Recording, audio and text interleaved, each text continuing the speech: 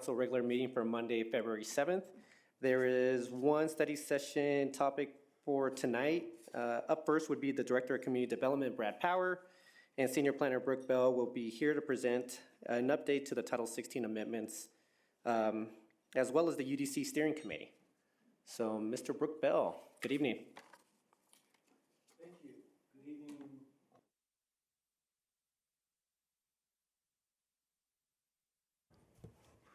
Good evening, Mayor and Council members. Again, my name is Brook Bell. I'm a Senior Planner with the Community Development Department. And we are here tonight to give you an update on our Code Next project, which is the project to essentially rewrite our Unified Development Code. And we want to give you an update on our Code Next project, as well as kind of a primer and update on our upcoming public engagement that's going to be starting 10 days from tonight. I'm also going to be joined here tonight by Chris Brewster. He's with Gould Evans. He's the project manager on the Code Next project. They're our consultants. And we also have a few members of our steering committee, citizens who are on our steering committee for the Code Next project, that may want to say a few words.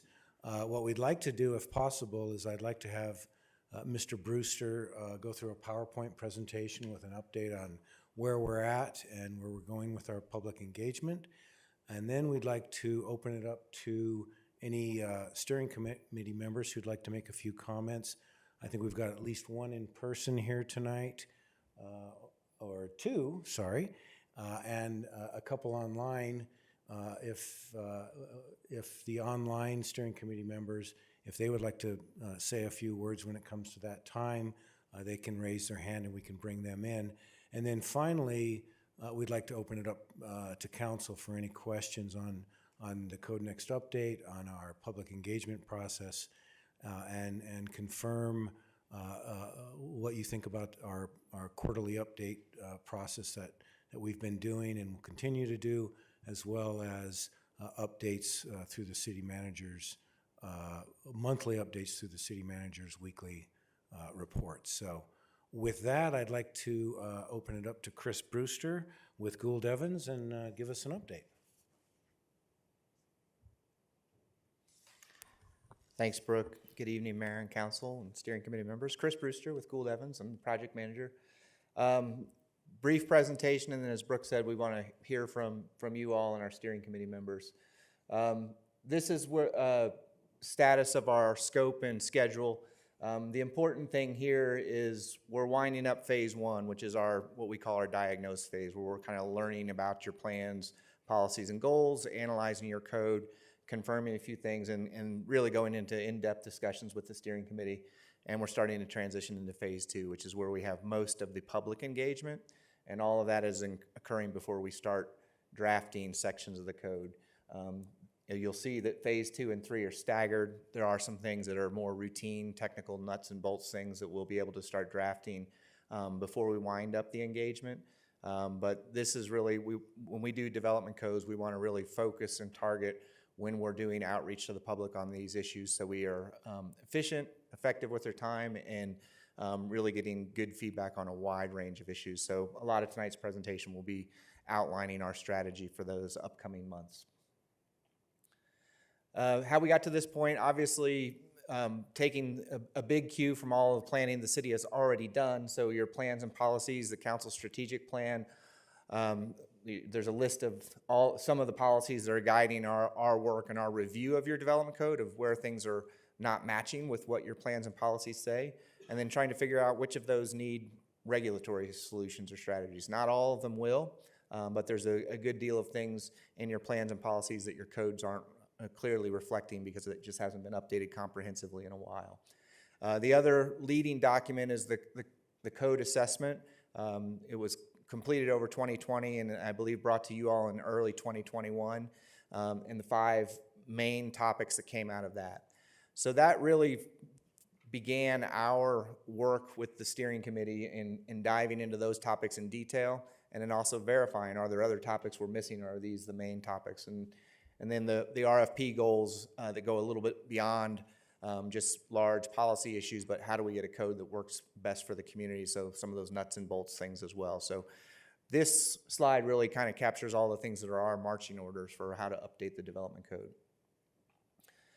As I mentioned, we started engaging the steering committee. The steering committee had been meeting before we came on the scene, which was great because we jumped right into a really thoughtful working group. But what we did was we started ticking through those issues that are in that code assessment. And those meetings are all online if you care to dive into any of them to see what we talked about. But there are really some thoughtful, in-depth conversations on how the code might address some of these key topics. So that was most of the fall and early winter months, and it led us to this point here. This is a summary of some of the points from the steering committee. They'll be able to speak to them more in depth if you have any questions.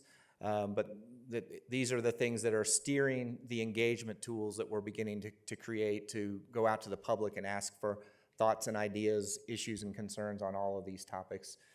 So if you have any questions on any of them, we can come back to this slide. And we feel the steering committee has given us good direction on a breadth of items to explore under all of these topics. The one thing I would point out, the housing attainability, that's a little bit vague right now because that's going to be impacted by the DOLA grant that the city was awarded.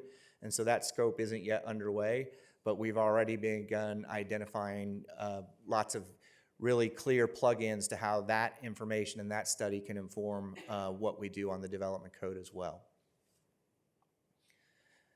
This is, I think at our last quarterly update, we presented how we approach codes, and this is a little bit of how we think about engagement. We're obviously, a development code is different than a plan. It's not very intuitive to the general public.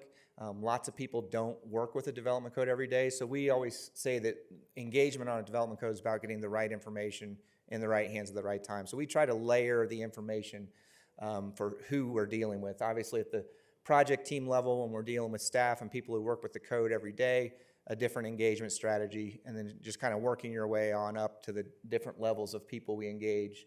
But the period we're about to enter now is this right here. The steering committee's directed us on some things, and it's now time to go out to really talk to the community about some of these big picture ideas.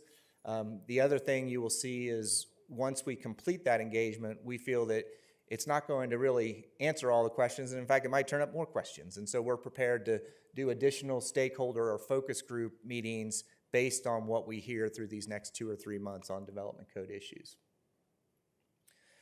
So a little more about our strategy. I think it was in the cover memo you all received. That the early part of this is listening sessions, trying to figure out what the community's goals are, trying to understand where the development code might be out of line with that. Now we're starting to transition into getting the community to visualize options. So there will be a lot of visualization exercises talking about different types of development that are appropriate, things that concern people about different types of development that may have been happening or that could potentially happen, and try to figure out a right fit for Englewood. And once we get that feedback, then we can begin to figure out what the right strategy is. The other part about this slide is we are trying to reach out to people in different ways, not only because of the current situation we're in with COVID, but because of different people's ability to communicate online versus in person. So we do feel we have a pretty broad strategy to try and engage people. Overall, what we as a project team, what we did, we do a lot of broad public meetings on these topics.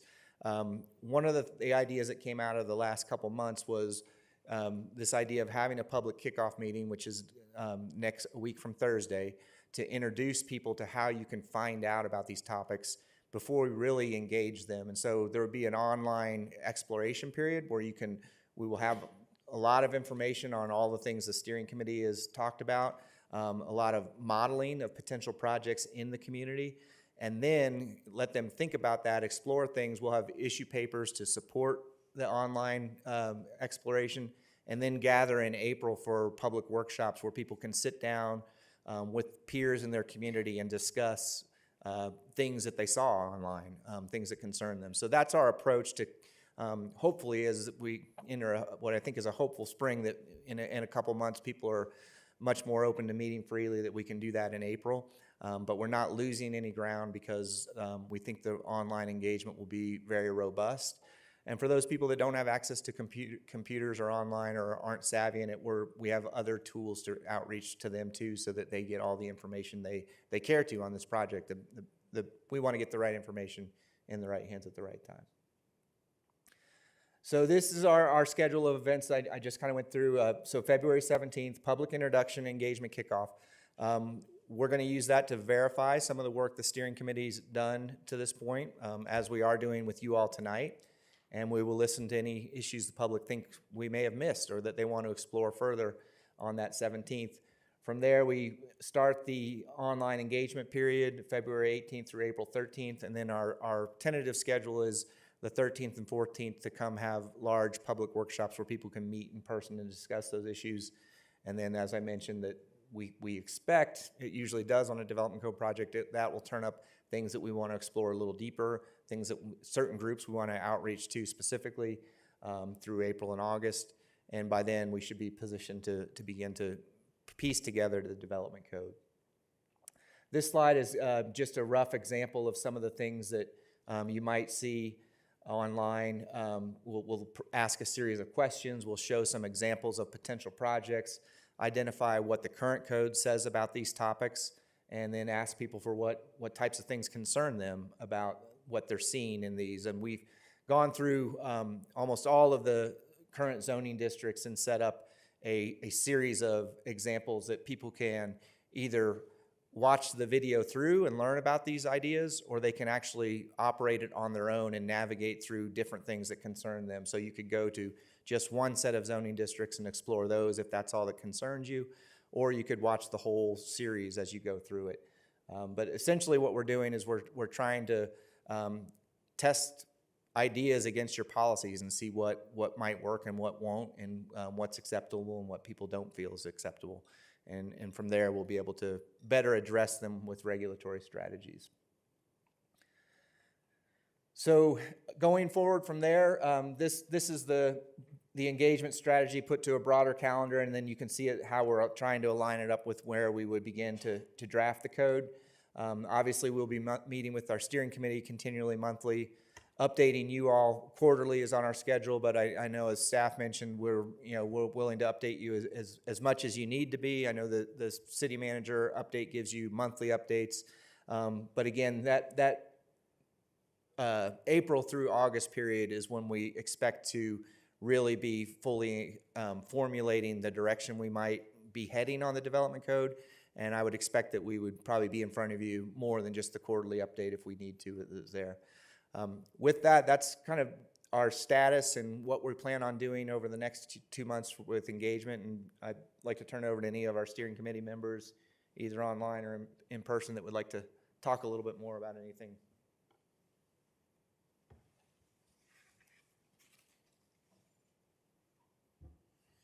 Thank you, Mayor. Hi, council members. Thank you for all your attention to this matter. My name is Christine Brinker. I'm a member of the steering committee.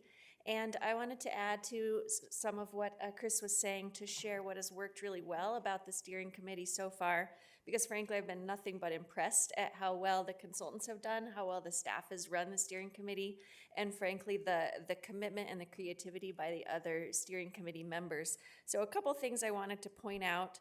The committee has been using the community input and the assessment that came before this to guide every single step rather than starting from scratch. So we're trying to take into account what the community has been telling you all that we really value about Englewood and what we want to preserve and what we want to change incrementally. Second, we are considering affordability and equity in every single step. And going along with that, we're looking for options that fit a variety of family sizes, a variety of stages of life, a variety of financial abilities to make sure that Englewood is a place that works for everybody, continues to be affordable to the highest degree possible.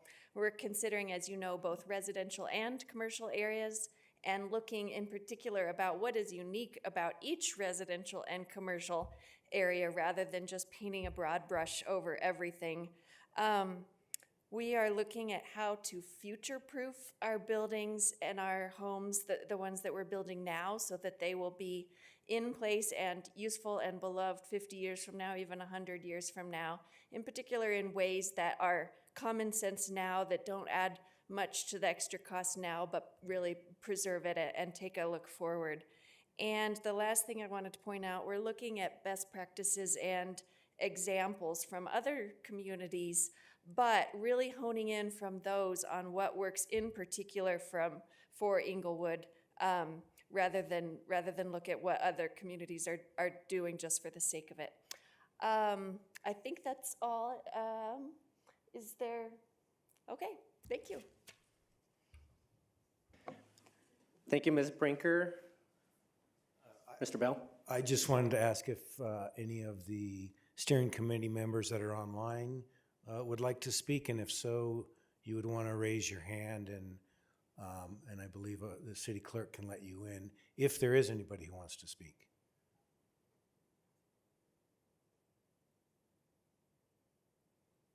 Okay. Thank you, Brooke, and members of council and mayor.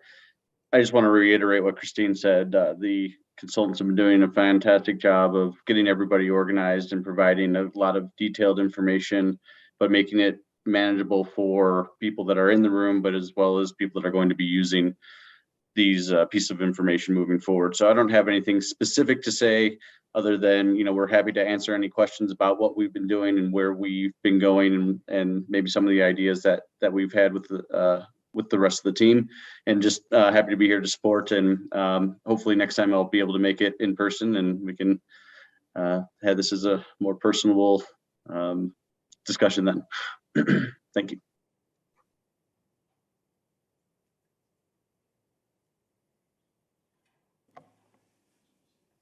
Go ahead, Ms. Townley, if you're able to speak. I see your hand up. Thank you. I also just wanted to echo what Christine had said, that we just had a really great job leading this process, leading us through this process by the consultant and the staff, and have had really great conversations and discussions among the steering committee members. And I've really appreciated the steering committee format or process as another way to really bring in more ideas and really have those diverse perspectives. And I really look forward to having continued engagement and outreach with the larger community as we dive even deeper into all these topics. So thank you.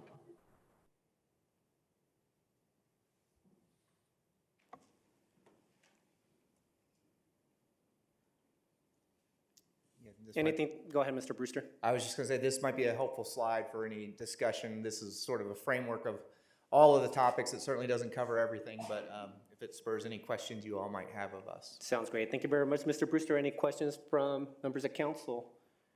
Member Anderson, start us off. Thank you, Mayor, and thank you for the presentation. I was just on this slide. I'm glad you went back to this one. I had a question about what distinction are we making between housing options and housing attainability? Yeah, from the way we look at it, the development code can do a lot on shaping the scale, the format, the density of different housing types. So a lot of communities take the first step of going, well, if we just provide all those options, it will be affordable.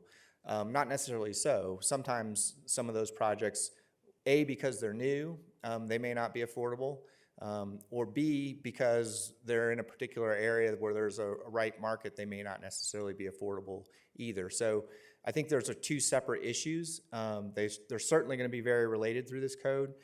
Our personal view, we deal with a lot of communities that are at a point where you all are at. I would say most of them don't have quite as good and robust context as you have of the block structure of different housing types. But at least there's a trend of we need more housing options because that will lead to affordability. And it may in the long term. I think it's diversification will always lead to different price points. So for the long term, it will certainly have an affordability impact. What we want to learn through the DOLA grant will be what's the immediate, what's the interim strategy for affordable housing as well, and what do we need, what won't just diversifying housing stock make up for in housing affordability?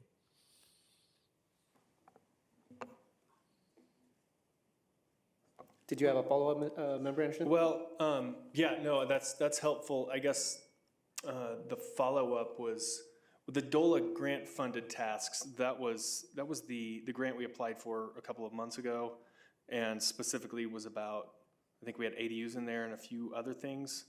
Okay, some of the multi-unit housing and those kind of issues. Okay, I had something else, but I'm spacing it right now.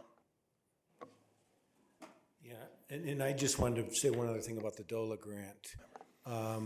That will be coming before council. We're waiting for that agreement to come from DOLA to officially, engage that grant.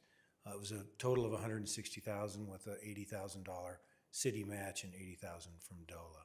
Right. So I had one other question along the affordable, attainable options kind of area. I saw a while back that I think it was the Sightline Institute did a study on Portland had just approved a whole variety of different housing options, duplexes, triplexes, multiple ADUs available anywhere. And this organization went through and did a study to see which ones were actually financially possible for a developer to come in and do. And the result of that was they found that the most likely one was semi-permanent tiny homes, but there were other options that were also, depending on the neighborhood, financially possible, depending on price points and those kind of things. Is that something we could do? Because what I would hate to do is approve a whole bunch of stuff that the market just doesn't, well, I don't mind approving it because maybe it'll be useful down the road, but to make sure we do approve the kinds of things that are going to actually be fundable for a developer to come down or to come into Englewood and build a particular type of house, or to tear down an existing house and replace it, or is it going to be better for them financially just to keep the current one and refurbish it and those kind of things? Is that kind of thing anywhere in this, that kind of study anywhere in this process to make sure we're not missing any opportunities? yeah, I think that's one of the main goals of the housing assessment. That study is, identifying where are the needs, where can they be filled, and as Chris mentioned, there's different ways to approach it. One of them is kind of a supply side, different housing types, different price points, and then of course there's other methods, density bonuses. There's some cities that require certain affordability, categories. So there's lots of ways to do that. Certainly one of the first ones to look at are some of the low-hanging fruit or things we know about. Obviously, ADUs that were passed a few years ago, not a lot of them have been built, and we'd like to know a little bit better why not more have been built, but that's a sort of a natural low-hanging fruit. Every R1 residence has the potential to add an additional unit. Why isn't more of that occurring? So I think there's a lot of aspects to the housing study that'll really play into what we do with the code. Good. All right. Thank you. Thank you, Mr. Bell. Member Noonan-Camp. Thank you, Mayor. Thank you so much for the presentation, and thank you to the steering committee members who are here in person and online. I know that it's a big investment of time and talent, and I'm incredibly grateful for each of you. I did want to speak to one of the options that you brought up in your presentation, Mr. Brewster, around from, I think you said April to August is kind of the big ramp up of a lot of the information, and you had said potentially having more updates to council during that time, potentially moving to a monthly. I just want to say I would support that, especially as we're getting closer to what the right of the code will actually be. Having more engagement and more updates to council in person would be really helpful for me. I also want to talk a little bit more about the affordability piece that Member Anderson was talking about, and I think I have two questions. One, we're waiting for DOLA to get back to us on that grant information. Is that going to change any of the timeline for us, or we feel like we're still going to be on track to get that information, to look at those different affordability strategies and then be able to integrate that? And then my second question is, how are we looking at our code to accommodate innovations in building, something like prefab or modular, and it's changing quite quickly, and are there ways that we can actually write or build the code to make that more accessible, affordable, and even attractive for this community that would be affordable for our citizens? Yeah, I'll take the second part of your question first and then try to answer the first part. A lot of the things you're talking about there on the buildings and affordability will be in the building code, which we won't necessarily be taking on.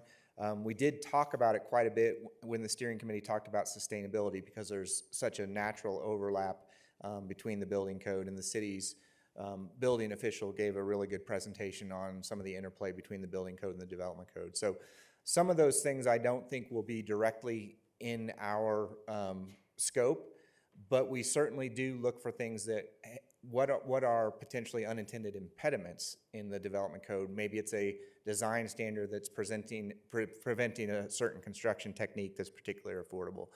We might need to look at that and look at the trade-offs of, well, is it a essential character element that we're trying to get, and is there a different way to get that can meet the building code? So we will probably uncover a few of those things that start to touch on, I think, what you're asking about there.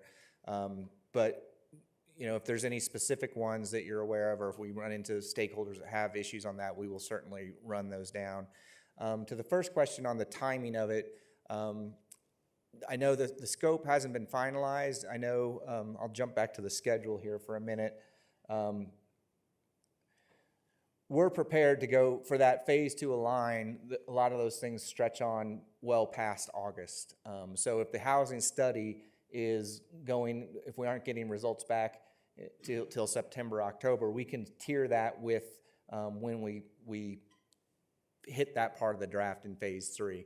Now that might mean that maybe we don't hit adoption by November, December. We're willing to take the time we need. If there's things, we often run into things that, well, we need to hit an adoption date. And so let's set that as a separate issue that we circle back to in 2023. There's a number of ways that you all can prioritize and direct us, but we're willing to slow down if we have to. And we're willing to kind of build the code to have pieces built in over time if we have to do that as well. I appreciate it. Thank you. Any other questions from council? If not, I can go ahead and ask a question here. Obviously, one of the big concerns that I have is just making sure that voices from the community are heard and from our constituents. Obviously, this is a very big topic. I've noticed, based on the steering committee topics that were discussed prior to the new year, those listening sessions that we're talking about, are they going to be those type of topics specific as well? So if members of the committee wanted to talk about walkability, or if they wanted to talk about specific, you know, whether it's the zoning code itself, would it be outlined that way in terms of the listening sessions as well? Yes, I think, so you're asking if these public sessions will be on these topics as well? Is that? If they're going to be broken down that way, because if you look at one of the initial slides to how the steering committee first formed and how they discussed things, it was topic-based. Right. So I wanted to understand when we get to the listening session aspect of it next month, starting next week. Yes. Will they be in the similar format where you're talking about one specific topic each night, and then? Yeah. Well, a week from Thursday, it will be this presentation, but this slide right here will actually go into a far deeper summary of what the steering committee discussed. So we plan for a longer presentation to kind of introduce those ideas and then turn it over to the public discussion of, any questions you have on any of these topics, or are there other topics that we've missed? And then the online engagement is geared towards each of these subcategories. So you'll be able to go in and find a section of the online engagement on walkability. You will be able to find one on parking, on housing. We actually are trying to integrate sustainability into all of them and not treat it as a discrete topic. And then when we gather in April, that's when we would have breakouts on each individual topic as well. We're thinking of doing, we haven't quite determined, that's why that was to be determined on the dates, but we're thinking of having housing one night and all the other issues another night. But we don't want to, we're trying to be respectful of people's time and not let them have to come to one meeting if they don't want to. So we're open to discussing them whenever. But And I guess that was the reason why I brought up Mr. Brewster, is that there's going to be topics that are a little bit more, that citizens may be a little bit more passionate about. I don't want them to, obviously, if it's going to contain a lot of information, that they know that their specific topics being discussed at a certain time. Yes, and I would say part of our reason tonight and also on a week from Thursday is we also want to hear of what other things aren't on this list that we need to be exploring as well. And so we will probably uncover several of those between now and April, I would expect. And I guess, Mr. Brewster, and I could open this to staff or even to the Code Next committee, but is there a preferred method in terms of hearing constituents' concerns about Title 16? Is there a preferred method of communication, or how can their voices be heard regarding this issue? I think staff could probably answer better, but there is no preferred method, whatever people are comfortable with. We would hope to see people in April because we do think there's going to be a lot of benefit for sitting down and discussing with people, you know, the pros and cons of any of these strategies. So we would encourage people to come to that. There will be other ways to engage if you can't come to that or don't feel comfortable coming to that. We're going to have surveys of that same type of material online. And then the Code Next website is always open for questions and comments. I know we're ending all of our presentations with stay involved and giving the links to that information as well. But I don't know if you have anything further on that. Or Yeah, I would just add that even today, Englewood Engage, that website has the ability to ask questions, and those questions are replied to. So there'll be, there's always that, anytime, regardless of the date. And then, again, there's some of the surveys that'll be part of the engagement that Chris mentioned, as well as the actual public meetings that we'll be having in April, so. Thank you, Mr. Bell. Member Anderson. And while you're up there, Mr. Bell, I have a question about Englewood Engaged. When somebody goes to, you have a survey or something, are they required in those surveys to prove in any way or to provide address that they're living in Englewood, or to, is that verified by IP address or anything like that? Or how do we know that the information we're gathering is? I don't have the exact answer to that question, but I do believe in the assessment that was completed in 2020, that we did not see a lot of abuse of that. Okay. But I don't have a specific answer for that. Brad, I don't know if you have anything to add to that, but we can double check on that. Thank you. Yeah, we don't want stuff in the ballot box. And this is not a vote. This is obviously, I want to be clear about that. We're going to get as much from the public as we can, but we never want to make it appear that, you know, the more people that show up on this side or that side are necessarily, because ultimately it's going to be, you know, a recommendation by the Planning and Zoning Commission, you know, in conjunction with the Steering Committee, but ultimately it's going to be council's decision. But we do hope to get as much public input as possible. Thank you. Member Russell. Thank you. Mr. Bell, my question is for you too. And it's along the lines, if it is not a vote, if it is overwhelmingly represented that people are concerned about bulk plane height setback, and there's overwhelming input, you're going to ignore that? No. Or are you going to take that into account? No, that needs to be taken into consideration, absolutely. Okay, because, I mean, so I suppose it depends on who turns out with what issues, so. Yeah, it'll be interesting to see, but, you know, we know some of these issues that have continued to come up, and we're trying to engage the public in as many ways as we can. Even for the 17th meeting, we've notified the boards and commissions, Englewood Chamber of Commerce, the EDDA, obviously it's on Englewood Engaged. We sent things out on e-notifier and the Gov delivery, so that's over 3,000 people. And then we're putting print copies of our postcard at the Malley Center, the Meridian, Simon Center, the Rec Center. So those are print copies announcing the 17th meeting that people can come in person or join online. And then we've got it on social media, through the neighborhood organizations, and obviously on our website, so. And thank you for that. And also, you are taking into consideration, because we already know some of the information, So unless there's something that would change that, I hope that we're planning to include some of those things. Yeah, we're building on the assessment that was done in 2020. Okay, So, yes. thank you very much. Thank you. Any other questions for council? No. Mr. Bell, thank you very much for your time tonight. Mr. Brewster, again, thank you for the presentation. And members of the Codenext Committee, thank you for your time and your attention to this very important matter. Really appreciate all the work that you've done on this up to this point, so thank you. I think we're going to take a 9-minute recess, or right about there. We'll regroup around 6:45 and start the regular meeting. Thank you, everyone.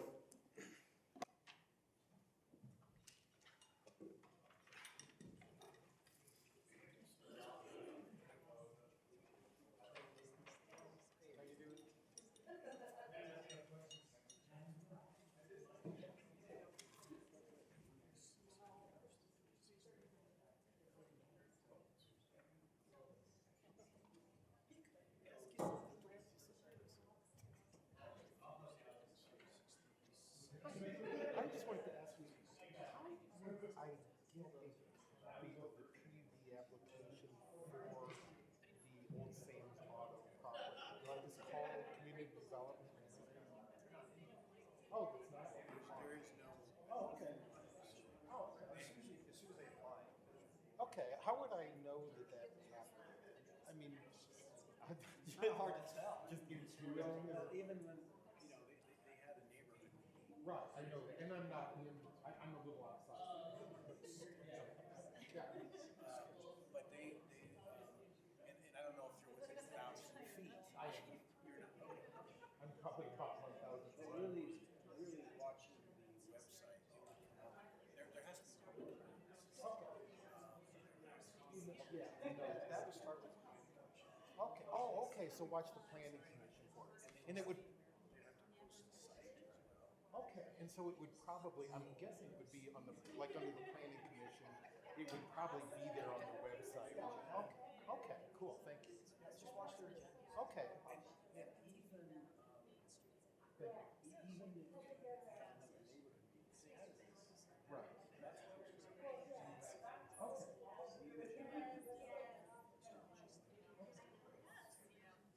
Yeah, a friend is considering moving next door, and they're not even strongly opinionated one way or the other, but they just asked if I knew how to get there.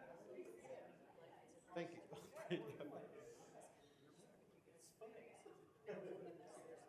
We stay busy, but.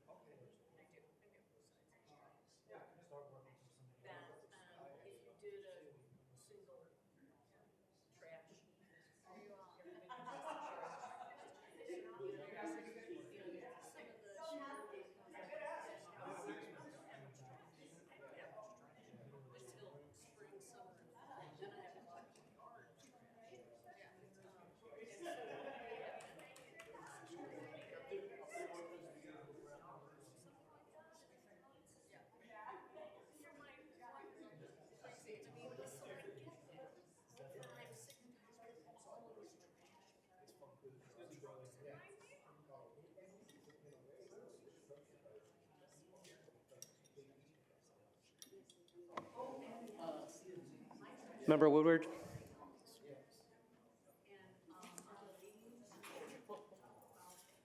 See, told you. And you were right.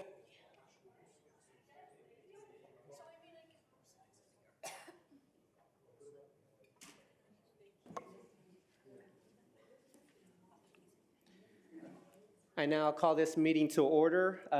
We'll now move on to the Pledge of Allegiance and the invocation. Tonight, Member Anderson will be leading with the invocation. So we'll lead with the invocation, and then we'll move to the Pledge of Allegiance, if you wouldn't mind. Member Anderson.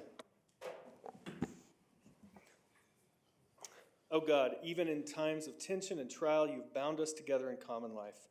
Help us in the midst of our struggles for justice and truth to confront one another without hatred or bitterness and to work together with mutual forbearance and respect. May our deliberations be characterized by truth and charity, and may our decisions reflect the wisdom that comes from the Father above, through Jesus Christ our Lord. Amen. I pledge allegiance to the flag of the United States of America and to the republic for which it stands, one nation, under God, indivisible, with liberty and justice for all.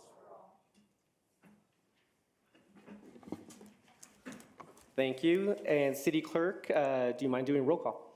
Yes, good evening. Member Anderson, Present? Member Noonenkamp, Present? Member Russell, Present. Mayor Pro Tem Ward, Here. Member Wink, Member Woodward, Here. Mayor Sierra. Present. 6 present and 1 absent, the 1 absent being Councilmember Wink. And I guess I should have made a statement. Member Wink did let us know that she was going to be out tonight. She let us know in early January, and I just completely forgot to mention it at the start of this meeting. Moving on to item 5, consideration of minutes from the previous session. Any changes to the minutes for the meeting back on January 18th? If not, can I get a motion to approve? I move to approve the minutes from January 18th. Thank you, Member Anderson. Can I get a second? Second? Thank you, Member Noonenkamp. See no changes. Can we please vote? Member Anderson, Aye? Member Noonenkamp, Aye. Member Russell, Aye. Mayor Pro Tem Ward, Aye. Member Woodward, Aye. Mayor Sierra. Aye. Let the record show 6 ayes. Thank you. And can I get a motion to approve the minutes of the special city council meeting of January 24th? I move to approve the minutes from January 24th. Member Anderson, can I get a second? Second? Thank you, Member Noonenkamp. Any comments? Member Woodward? No? No, I'm just getting ready to vote. Once a meeting, every meeting. So can we please vote? Yes, Member Anderson, Present? aye. Aye. Both. Okay, you're present and it's an aye. Okay, Noonenkamp, Aye. Member Russell, Aye. Mayor Pro Tem Ward, Aye. Member Woodward, Aye. Mayor Sierra. Aye. Let the record show 6 ayes. Thank you. Moving on to agenda item 6. Tonight will be an introduction of Melissa England. She's our new sustainability coordinator, and here to say a few words is our assistant city manager, Tim Dodd. Thanks, Mayor and members of council. So it's my pleasure tonight to introduce the long-awaited sustainability coordinator, who we believe is the first sustainability coordinator for the city, Melissa England, who goes by Mel. As you know, the sustainability program was part of the 2020 section of the strategic plan. So that included work we did to create a sustainability commission, which was Keep Englewood Beautiful, and also have a sustainability plan that council adopted on April 5th of 2021. The next piece in the puzzle was hiring a coordinator. So thank you again to the funds that you put into the budget for this year to allow us to do it. Melissa, just finished a month ago, right? Her master's degree in urban resiliency and sustainability from UC in Boulder. She's held many different sustainability related jobs, such as a graduate consultancy at the Nature Conservancy in Denver, and also for the city of Boulder. She was also a Peace Corps volunteer for a sustainability project in Butte, Montana, and she was a sustainability coordinator and consultant for a coffee roaster in Illinois. So we're very excited to have her. You'll be seeing her a few times a year at least when she presents updates on the plan. We have our first new sustainability commission meeting tomorrow. Well, she already has a great presentation, and so I'll turn it over to Mel for a minute just to say a little bit about herself and some of her plans for the position. Thank you, Mayor. Thank you, council members, and thank you, Tim, for that great introduction. I really appreciate it. Like Tim said, my name is Mel England, and I feel really honored and thrilled to be the City of Englewood's new and first sustainability coordinator. In my role, I'm going to be implementing the sustainability initiatives and programs found in the sustainability plan adopted by the City of Englewood in April of 2021. Also in this upcoming April, I will be back with you all to present on some updates and progress on the sustainability plan, as well as some proposed revisions. Also in my role, I'm going to be serving as the staff liaison to the Sustainability Commission that Tim said is meeting tomorrow, which is really exciting. And overall, my role really is just going to have really high community engagement with the community and the residents, especially around initiatives dealing with sustainability. So I am at the top of just my second week here. So I'm going to humbly say that I still have so much to learn. But some of the sustainability projects and initiatives that I'm really excited about implementing, or the potential to implement, include kind of number one, benchmarking and targets for things such as like greenhouse gas emissions, water use, electricity use. And this is really important because you can't track progress on something that you're not measuring. And this is also really important because it's going to help the community kind of get involved and see kind of the progress that we're making. But at the same time, it's going to serve as kind of feedback points for myself and other city staffers on, you know, maybe points that we need to change or pivot. And then another project or initiative that I'm really excited about is kind of going after the low-hanging fruit for the sustainability projects and initiatives, so i.e. those that are like low cost or those that are easy to implement. And I know low-hanging fruit can sometimes not be as sexy as kind of those big sustainability projects, but they're so pivotal and they're so important in order to get the community to really buy in and support the sustainability initiatives, especially when you have a bunch of small wins. It can kind of really build community morale around sustainability and provide a lot of learning opportunities for when you get to bigger and bigger projects. And then, so those are, the next three are kind of very specific projects that I'm very excited about the potential to implement. So one is the single hauler in the city of Englewood for trash and recycling. If that does go through, then I'm going to be helping the Public Works Department on that implementation, which would be really exciting. Another project is if the ARPA funding is passed tonight by City Council, will be the creation of kind of a renewable energy project in the city.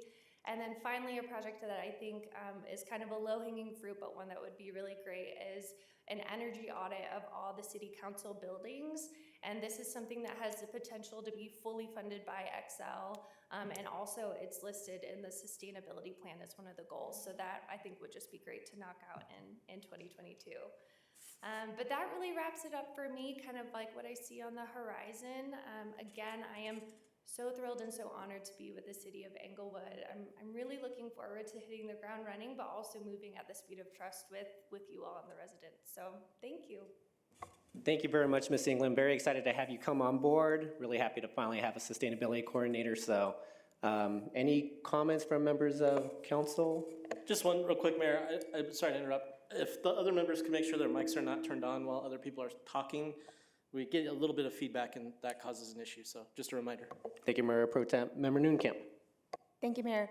I just wanted to say welcome to Englewood. We're excited to have you. I look forward to hearing all the great work that you do, and welcome to the team. Thank you. Thank you so much, Ms. England.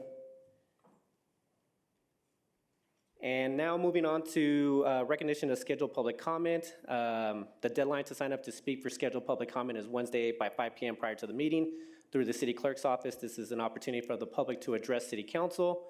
There is an expectation that the presentation will be conducted in a respectful manner.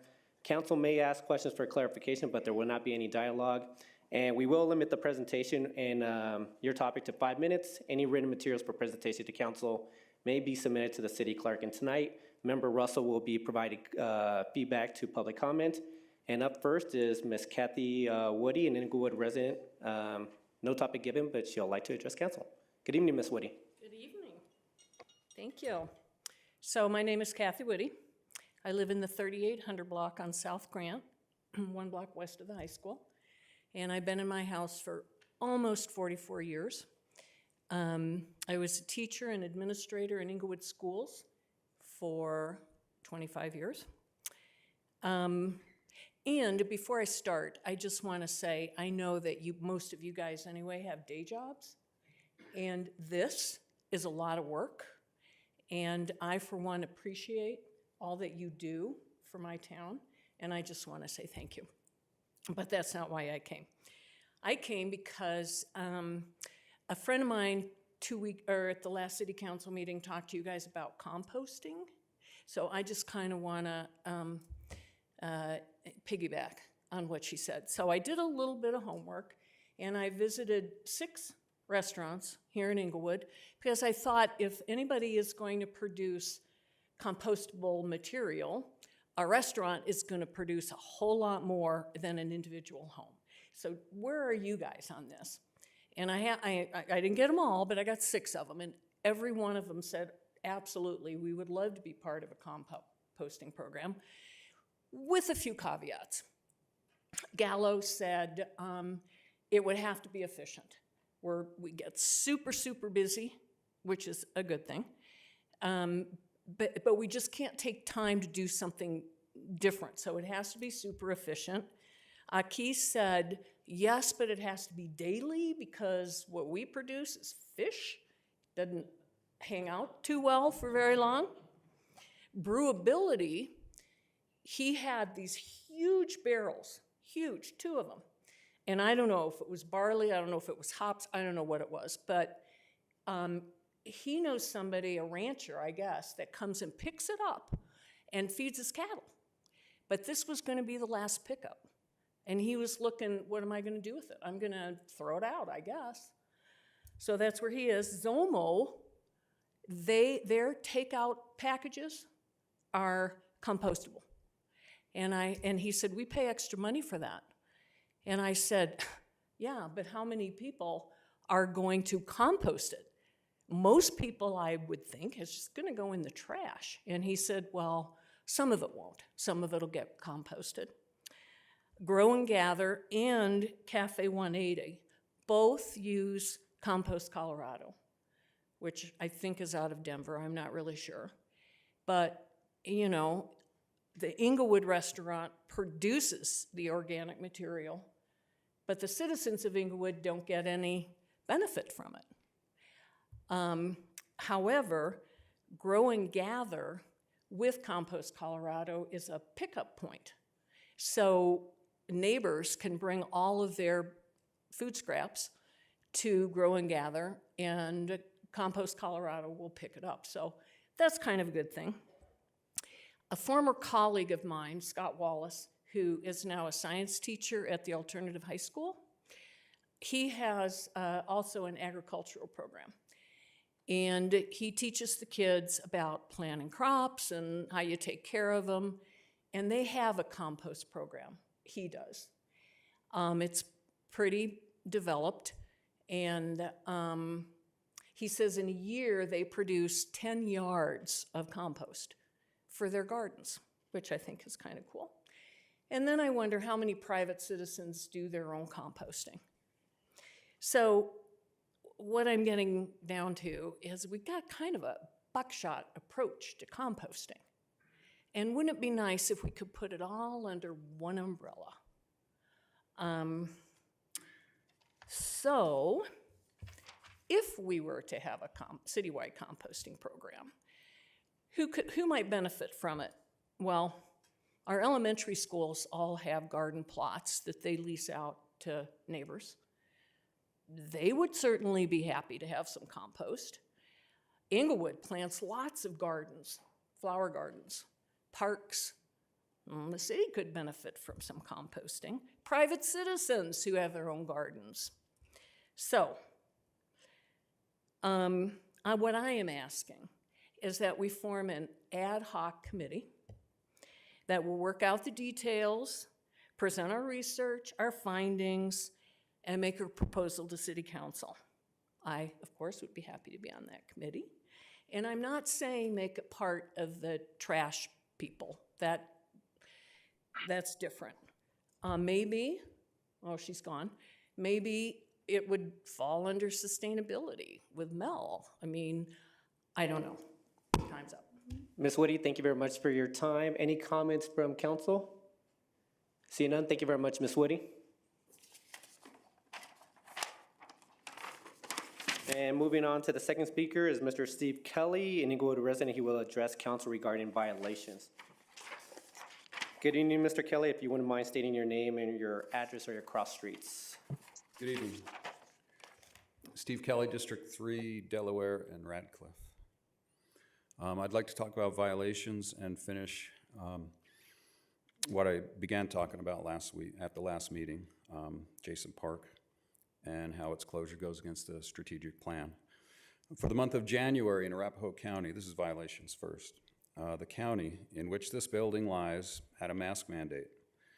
At the Englewood Rec Center, you can't get in without a mask. At the library, in this very building, no entry and one warning, I assume, or you'd be kicked out. At each of the city council meetings that I saw, my representative, Mr. Anderson, had no mask. This was a violation of the mandate. I declare that you were in violation, keyword violation. Your violation potentially put people's safety at risk. Now, last year during the off-leash discussions, you called off-leash hours violations at Jason Park a, quote, problem, unquote. The problem were a violation of time hours, not bad dogs, not safety.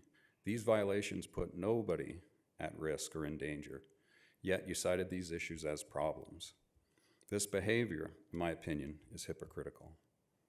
Now, these 143 violations that were created as soon as the off-leash park hours changed last year, again, put no one at risk. Who were the violators? Were there actually 143 contacts and conversations between code enforcement and violators? I don't know. The names were never provided, but we needed to take the code officer's word.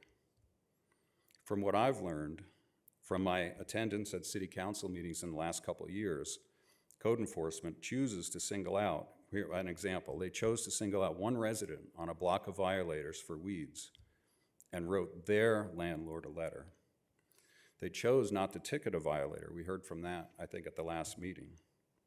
They chose to report 143 off-leash violations at Jason Park, when in fact, in the last 3 years, only one ticket was actually issued at Jason Park.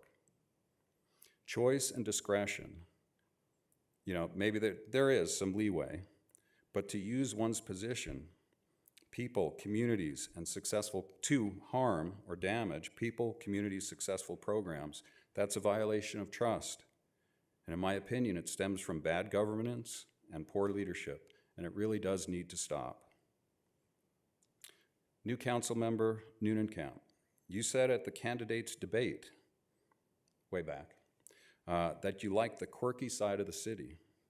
Well, what about the off-leash parks program?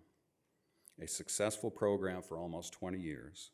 Definitely quirky, because you don't see it around. Maybe you can take on the responsibility of stewarding this program. Indeed, maybe you can learn about and defend this program. And I hope Mr. Woodward, Representative Woodward, does as well. He's had experience with it. In your response, Ms. Noonan-Camp, to the public at the meeting, you mentioned limited resources. Yes, with limited resources, it is abhorrent to pay money to rent hundreds of feet of fence to close off a wonderful city open space for half of a year. That is certainly poor stewardship of city funds. Parks needs to stop blaming dogs and overuse for persistent weed and fungus problems at Jason Park. The infestation is in only specific areas of the park.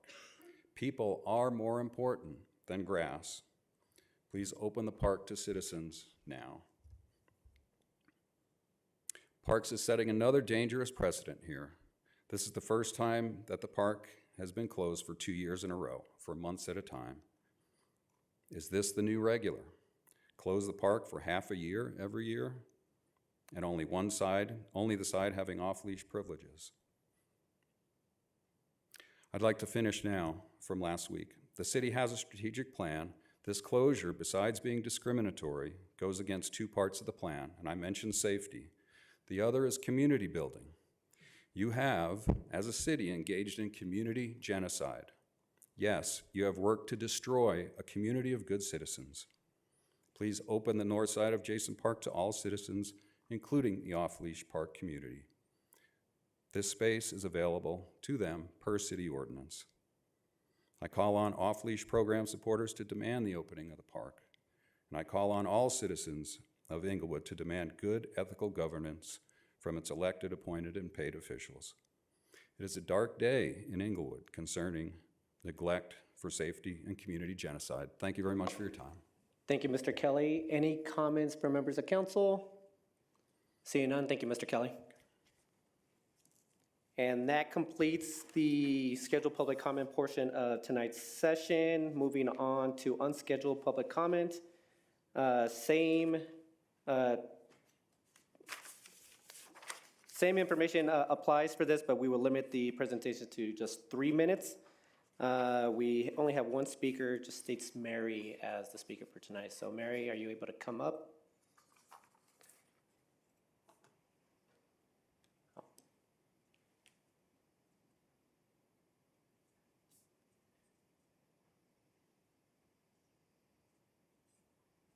Good evening, Mary. If you wouldn't mind stating your name and your address or your cross streets.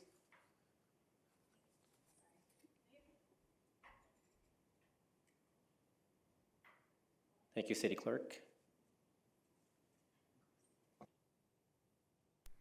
Mary Kalechi, and it is Englewood and Inga.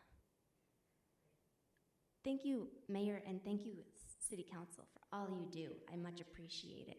I am here because I'm here to address the fact that we are looking at taking the invocation off. I have done a lot of research and a lot of different things, and I believe that it's very important that we draw each other together and we create bonds, become repairers of society. Tikkun Olam, as Mr. Rogers said once, repairers of creation. I do believe that it is very important that we bring a whole bunch of different perspectives in. 34.4% of people do have a religion in the city of Englewood, and I was looking, and no part of that was Buddhism. And so if I add Buddhism in there, then it's a higher percentage. I do believe that we should follow the words of Thich Nhat Hanh and follow him, and we should listen to different sources. And he said that we should kiss the earth with our feet. We should be bringing that to the table as well. There's a whole bunch we should be building.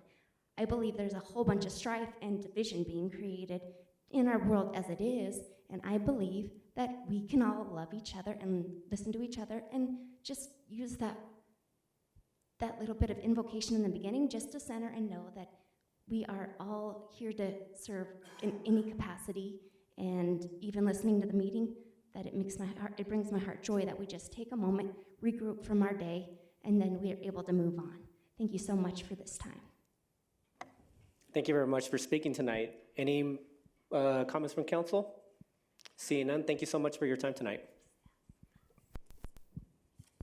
And that concludes unscheduled public comment. Member Russell, when you are ready, if you wouldn't mind just providing feedback. Thank you. Thank you, Mayor. And I would like to thank each person that came this evening to share with council. Ms. Woody, I greatly appreciate all the work that you have done to organize this. And, you know, I've heard a lot of times when you've done all the work, you probably are the source for initiating this. Well, okay, you have help. That's great. Oh, there's 3 there. This is great. Thank you for coming and sharing your ideas. It may be something that has to start at a grassroots level, and then if city council could help in any way. But I thank you for the ideas and the homework. I think that's great. Mr. Kelly, I appreciate you always. And Mr. Kelly, you did not single me out either. I also was not wearing a mask. I understand your frustration about the dog park, and you know that I have been fully in support of all that you've done. It is very disconcerting that we have taken that one dog park out of commission. I think you probably need to continue petitioning council members and maybe talk to council members individually and see what we can do to maybe help you out. At this point, this council has spoken, and so I think we're there right now. However, when there are code violations or things like that, they do need to be addressed, and so it would be a good idea to contact a council member too to check into the statistics. And I will do, actually, I would like to do a council request on the number of code violations at the park and the number of tickets issued, especially, I think it's Jason Park. And then, Mary, I greatly appreciate everything you shared. I believe that the policy that City Council in Englewood has had in the past has been very open for all people. We have not violated anyone's constitutional right, and so I could not agree with you more that it is time to remind us that there is a higher power, and we need to focus on those things that unite us, because even though we have diversity, we can have unity and diversity also. So thank you very much for taking time to come out. I greatly appreciate citizen input. Thank you, Mayor. Thank you very much, Member Russell. Moving on to now agenda item 9, consent agenda items. We did have a request to remove 9C1 from consent tonight. So if I could get a motion to approve 9A1 and 9C2. I move to approve 9A1 and 9C2. Thank you, Member Anderson. Could I get a second? I'll second it. Thank you, Member Woodward. No. Can we please vote? Member Anderson? Aye. Member Noonenkamp? Aye. Member Russell? Aye. Mayor Pro Tem Ward? Aye. Member Woodward? Aye. Mayor Sierra? Aye. Let the record show 6 ayes. Thank you. And now going back to 9C1, Q4 2022 update. Member Russell, you had a comment for staff regarding the strategic plan. Thank you. I do have some questions about some of the things that we can address, perhaps, that are cost prohibitive. I think the things that were sticking out to me, a lot of them were under the yellow triangles where we haven't moved forward for one reason or another. And so let me there's a couple of them. Under sustainability, it's really kind of interesting that a lot of them are under sustainability. Under, and I don't have any page numbers, so it could be the second or third page on sustainability, where it talks about evaluate the current Amoresco contract, and it says implementation yet to begin. And I believe that that contract has been going on for a long time, and I believe that we took down solar panels off the roof here, and I don't think we ever replaced those when we tore down the old police building. We took them off of there also. Is this all related?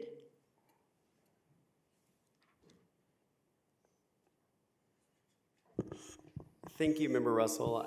I thought that would be to the Assistant City Manager, but I think with me being here slightly longer than he has, I'll try to take that one. Yes, the council entered into an agreement with Amoresco several years ago. And in exchange for some energy efficiency improvements, the solar panels, et cetera.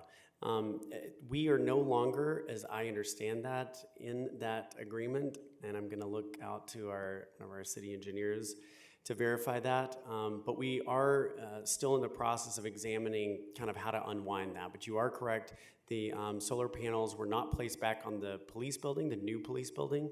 When that was built, the roof structure would not support those.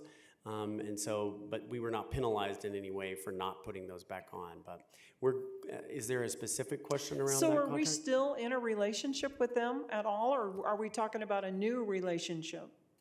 No, we don't have any intentions of going back into a relationship with that organization. So I think what the plan is calling for, I'm sorry if I'm causing that feedback, if the plan is calling for simply, looking into it, understanding kind of the mechanics. Unfortunately, none of the legal or city manager's office staff were on staff at the time that we entered into that. And so I think that the goal, Tim, if I remember correctly, was just to examine that and see what the future of that looks like. To evaluate. Yeah, to evaluate that. But as far as I know, that we're not in an ongoing relationship with them now. Okay, thank you. And then the next one under sustainability is on explore alternative energy opportunities, and a couple of them, study and pursue geothermal opportunities. I don't know about that one, but study and pursue microturbines and wind trees. We already know that Texas and California both had problems with those sustainable energy, and California ended up having to buy energy from, I believe it was Nevada. And so I think that these may end up being cost prohibitive.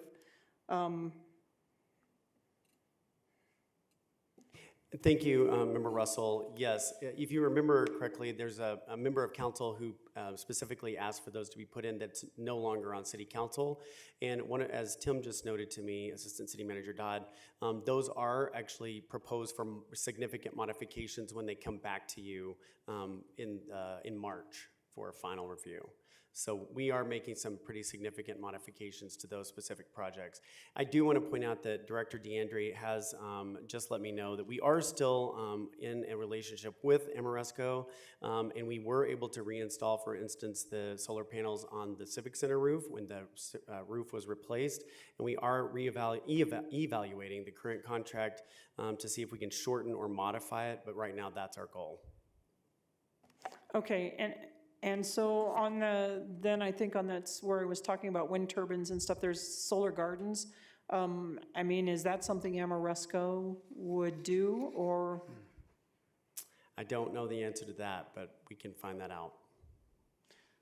Okay, and so, maybe I can, will all of these things come back before council, and will we discuss them? I think part of the problem I'm having is the fact that this strategic plan was really developed under a previous council. And is this council really wanting to move forward with some of the things on here? Thank you for the question. I think that's a valid question, and one that you all will be asked to make. Certainly this is one of your touch points you all can weigh in on that. I think that the balance of our city council retreat 2 weeks ago was to really ensure that the goals and the main topics that are in your plan are correct, so council was able to modify and revise each of those. And then you will get a chance to see something that I think reflects more of your priorities. I would mention many of the council members on the dais were on the council during that strategic planning process, and all of you have weighed in on this now. But certainly I think what you'll see in March for the final plan is going to be something that we definitely will want to know if council fully buys into each of those areas of the plan. So if we move forward with this tonight, is it possible that some of these will change? Yes, they will change significantly. Thank you very much. Thank you, Member Russell. Any other questions from council? If not, can I get a motion to approve 9C1? I'll make a motion to approve 9C1. Thank you, Member Woodward. Can I get a second? Second? Second? Thank you, Member Anderson. Any comments? Seeing none, can we please vote? Mayor, Mayor Pro Tem. just one item related to sustainable energy, geothermal, wind, et cetera. I understand that those projects can be expensive, but I support studying the possibilities so that we can draw a conclusion on whether or not that works for Englewood. One of the big focuses I have on this council is supporting the present and the future. And I think those things represent, to a certain extent, a potential investment in the future that we could make. So I'm comfortable leaving them for now. Thank you, Mayor Pro Tem Ward. And actually, I think we are going to be discussing this as part of a study session next week, right? Yes, I was just about to add that. Assistant City Manager Dodd reminded me you have another touch point next week and then final approval in March. Thank you very much, City Manager. Member Russell. Actually, I will support this as long as we're going to be talking about it later. But I will tell you that even if it is affordable, it is not sustainable. Texas ran out of gas and a lot of things. And California, when it got so hot, the turbines didn't blow, and then they had to get energy from Nevada. So, thank you. Thank you, Member Russell. Can we please vote? Member Anderson? Aye. Member Noonan-Camp? Aye. Member Russell? Aye. Mayor Pro Tem Ward? Aye. Member Woodward? Aye. Mayor Sierra? Aye. Let the record show 6 ayes. Thank you very much. Now moving on to no public hearing items for tonight. We're moving on to agenda item 11. Ordinance resolutions and motions. First up is 11A1, the loan agreement between the city and the EDDA. Staff recommends City Council approve a bill of ordinance authorizing a loan agreement between the City of Englewood and the EDDA. Here to speak tonight is Redevelopment Manager Dan Poremba and the Executive Director of the EDDA, Hillary Portell. Ms. Portell, good evening. Thank you. Good evening. We've been talking a lot about the EDDA over the last couple of years, but we are in fact just a 9-month-old entity, believe it or not. Our first meeting was in late April of last year. We spent last year laying the framework to be an entrepreneurial entity that can partner with the city, leverage funds, and seek grant funding for public improvements and projects set forth in the Englewood Downtown Plan. We, in accordance with the intergovernmental agreement between the EDDA and the City of Englewood, the city contributed $150,000 last year to cover our startup funding. And also we agreed that that would be considered a loan and that a loan agreement would be negotiated between the two parties.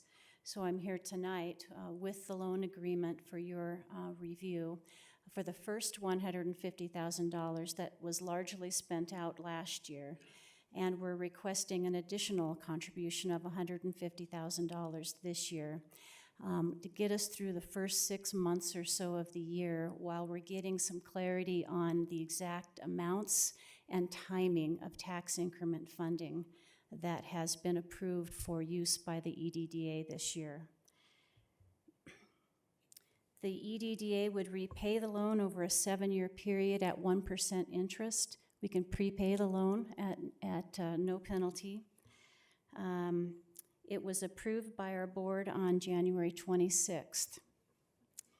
Additional loan funds can be requested by the DDA through the city manager in any year during this term of 7 years, providing that City Council has authorized the funds and budgeted for them that year.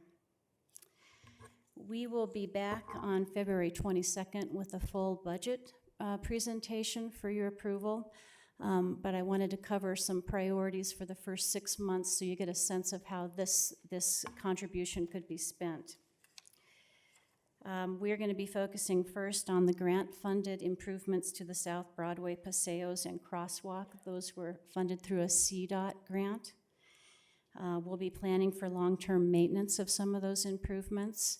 We've also helped the Public Works Department write a second grant application to try to get a hawk light at the mid-block crosswalk where the paseos are. This would be a much safer crosswalk for the many vulnerable communities that use that crosswalk.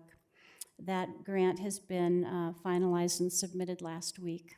So that's an example of working in partnership with a city department and taking on some of the time and expertise needed to write a grant like that. We will be managing stakeholder engagement for the Old Hamden Improvements Project. This starting March, going through spring, maybe early summer. We'll be planning for possible supplementary construction funding and long-term maintenance of any improvements on Old Hamden. Again, another example of partnering with the city department. Public Works is taking the lead on that design project, but will help offset some of their expenses by handling the public outreach and public information aspect of it.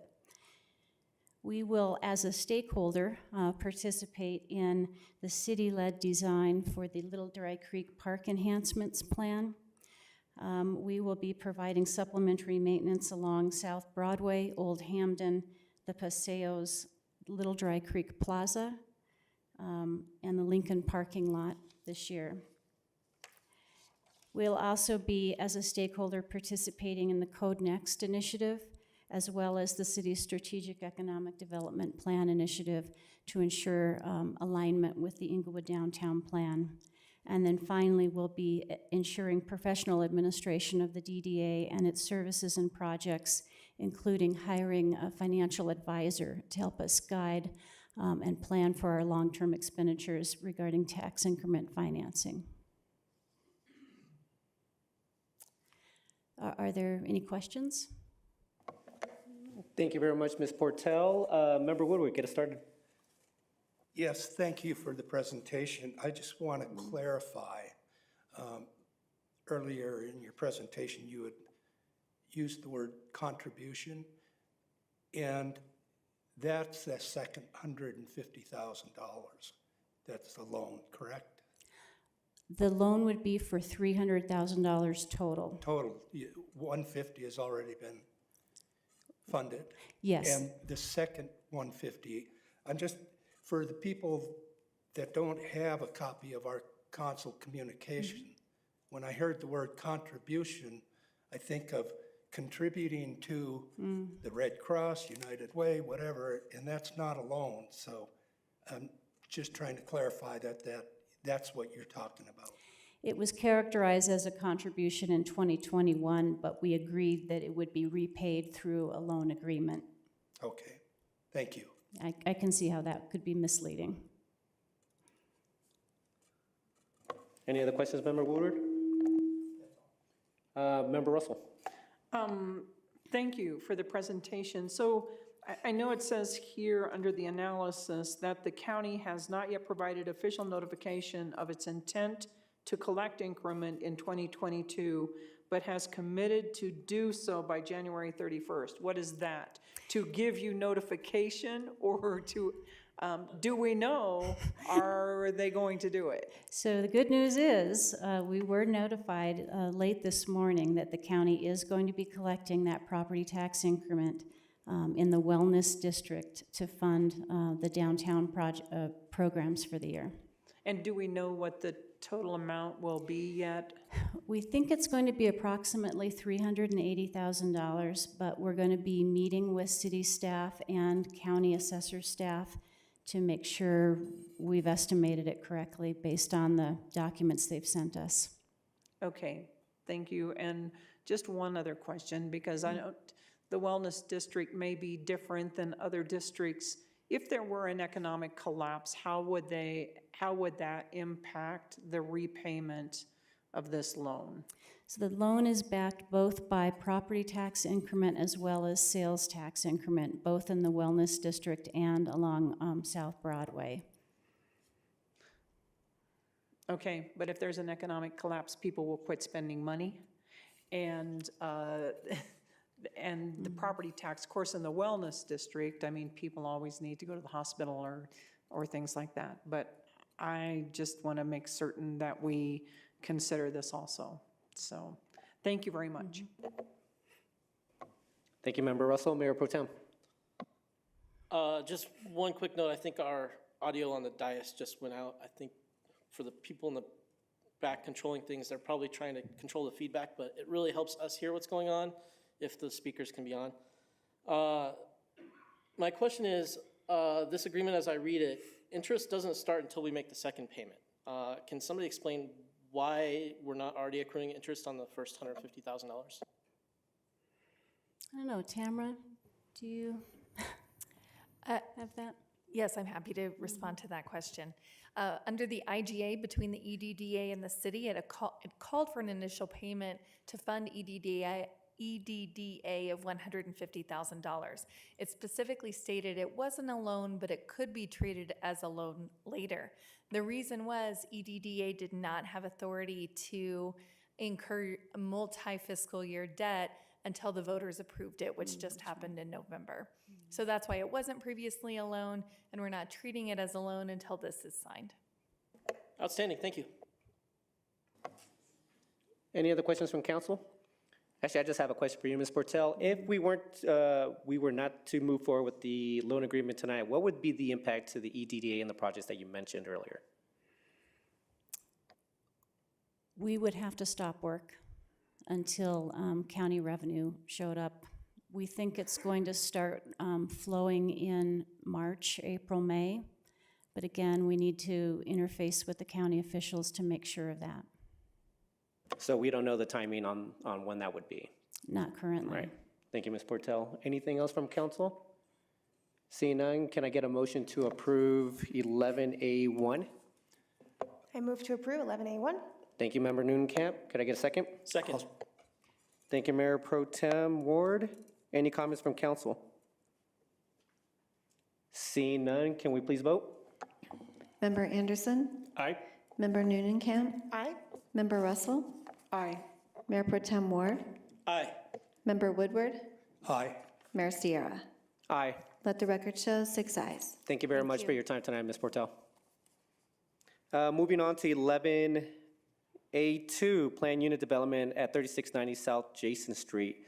So staff recommends that City Council approve a bill for ordinance for case zone 2021-002 at the 3690 South Jason Street Plan Unit Development. So us up to speak tonight is going to be Planner Will Charles and Director of Community Development Brad Power. Good evening, Mr. Charles. Good evening. Do I need to swear in or anything? No, Okay, not perfect. this time around. Alrighty. I'm just so used to raising my hand every time I come up here. So. Yeah, go ahead. Keep it up. Yeah, so nothing to add tonight. This came before you for a public hearing about 3 weeks ago. I just wanted to mention that myself as well as multiple members of staff are here if you have any questions, as well as members of the applicant team if you have any questions for any of us. So just open up to questions for Council Member Anderson. Did you want to start? Yeah, thank you. Okay, thank you, Mr. Charles. The question I have is regarding the multimodal improvements. I understand that we haven't nailed down exactly what those are going to be. So the question I have is, what is in place to ensure that the city is going to get what we need out of it in terms of multimodal improvements, and that the developer here knows what they're going to be on the hook for at this point in time? If we approve this, how do we have those insurances in place? So the short of that is that right now the way the condition is written is that Public Works will review those multimodal plans, and really the reason being that there's 3 of these projects kind of coming through, so the degree of which of those multimodals are going to be able to are impacting which projects is kind of variable, and so they'll be reviewing it during the building plan phase, so when they submit their construction drawings. So before those construction drawings are approved, they should know which ones they have to complete. And as mentioned during the public hearing, if there's some of those that are mandatory by this council, certainly we could add those as conditions or revise that condition. That was just the way it was written to kind of allow for a little flexibility for those 3 projects. coming together. So that's kind of my question, is from a staff perspective, is there anything here that, you know, I'm happy to just trust staff to make the decision on that when you're trying to deal with different, you know, different properties that are being built at the same time and all of that kind of stuff. But you don't feel like we're gonna get, you know, we're gonna get the short end on that or anything, or there's gonna be plenty of, you know, plenty of financial, you know, incentives to go around to make sure that all gets done, or? Right. So I might defer the back half of that question to Public Works, since Yeah. it's kind of written for them. You know, as far as what I can say about the plan is, you know, it kind of lists out the maximum. Okay. So I would hope that we would go for, you know, if everything is logical, then we'll definitely, you know, require all of it. But certainly if there's members of Public Works that want to kind of add on to that.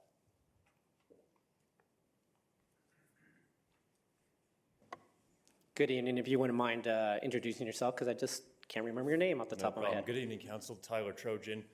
I am one of the engineers with Public Works. So regarding your question, there's kind of a back and forth with our traffic engineering consultant and the design team. Once the conditions are solidified, it's like contingent that they can move forward with the building, and a final certificate of occupancy would not be issued until all of the special requirements are met. Okay. Well, I have a comment, but I don't need I'll save it till we get a motion. Sounds good. Thank you, Member Anderson. Any other comments from council? Seeing none, can I get a motion to approve 11C2, or 11A2? I move to approve 11A2. Thank you, Member Anderson. Can I get a second? Second? Thank you, Member Noonan-Camp. Any comments from council? Member Anderson.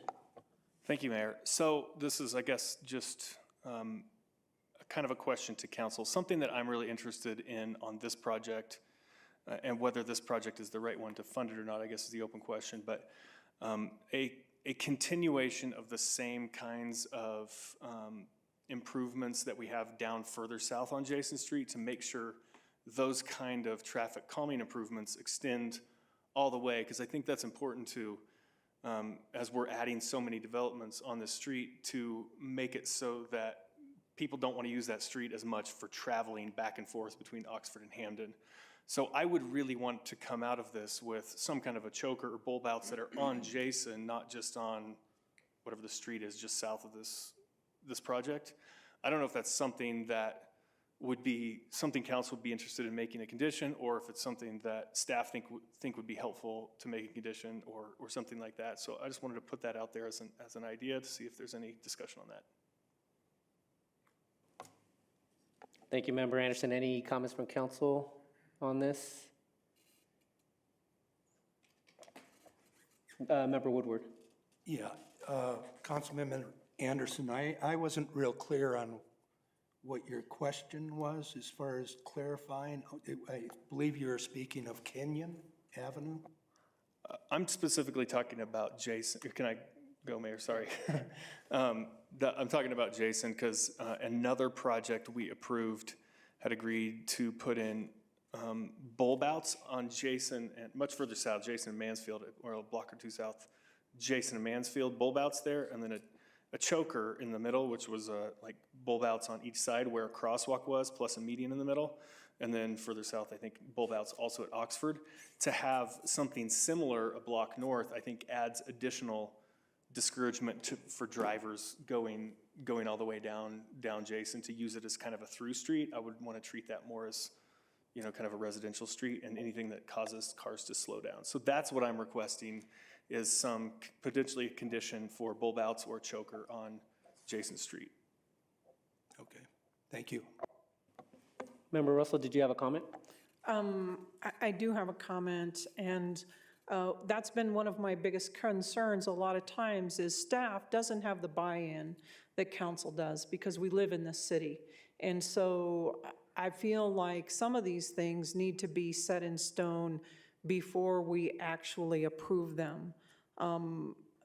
And with that in mind, I mean, I do want to weigh in before we vote on this, but I don't know if there's going to be more discussion on that. Well, I guess I would have a question for the city attorney in terms of adding this as a condition, because I too am in agreement for just traffic calming measures across the city, not just here for this specific, off adjacent street for this specific development, but would we have to do just a motion to amend to increase some type of condition on this development or on this, this ordinance? I will have to look, because there's some things that you could just amend by motion, but there's other things you would have to send back for reconsideration. So it will require me to look into that a bit more than it may seem at first glance. Okay. Thank you, City Attorney Niles. Member Noonkemp. Yeah, I have a question for Member Anderson about his suggestion. Are you suggesting an addition on Jason or replacing the Kenyon traffic calming measures and moving it to Jason, or having it on both streets? I guess I would lean towards having it on both streets. And as I'm thinking about this, I guess the condition that I would want to put on this, if we were going to, would be to require either bulb outs on Jason, at Kenyon and Jason, or a choker at the cross, because I believe there's a crosswalk planned here as well, or a choker at that crosswalk. And probably if we're going to do bulb outs on Kenyon, we wouldn't want to do them in the same place on Jason. So maybe the choker idea at the crosswalks would be a better one. Any other comments from council? Well, I was going to say, well, I was actually looking in the direction of the city attorney before. I know we're not giving you much time here, City Attorney Niles, but Mayor Pro Tem Ward, did you want to voice your, go ahead. Yeah, I think I understand the spirit of the request to a certain extent. This PUD has been through P&Z. There are some conditions on it, and we recently approved a similar PUD across the street from where this one is going without these types of conditions. I'm a little concerned that we might be doing a disservice to the applicant in this case by extending requirements that weren't present during the public hearing, weren't discussed by P&Z. So I don't know if I'm on board with attaching additional requirements to this plan tonight. Thank you, Mayor Pro Tem. Member Anderson. Just to respond to that, I believe that the other PUD did have conditions on it for multimodal improvements, specifically along the rail trail. I think there were conditional. I could be wrong on that, but that's my recollection. And this one, there is a plan to do to require some kind of multimodal. So all we're doing is putting some additional clarity on that, because we won't really have a chance as council to come back later and do that again. So if there's something we want out of it now, I just don't want to miss the opportunity. Thank you, Member Anderson. Member Noonan-Kemp. Am I able to ask a question to staff at this point, even though we have a motion? I think we've done it, yes. So Okay. Go ahead, Member Noonan-Kemp. A question for Mr. Charles. There was obviously a traffic study done for this, and there was a decision to put the traffic calming measures on Kenyon and not Jason. Can you speak to why that decision was made? So I'm going to defer that question to Jay Snyder if he's online. So we'll see if he magically appears on the screen. Thanks, Will. And sorry, did you guys say I do have to swear in? No swearing in tonight. Not okay. Just an ordinance. Go ahead, Mr. Snyder. Yeah. So specifically speaking to the speed study, it was performed on the section of Jason Street where the choker and some of those other improvements associated with the PUD across the street from the one we're speaking to tonight.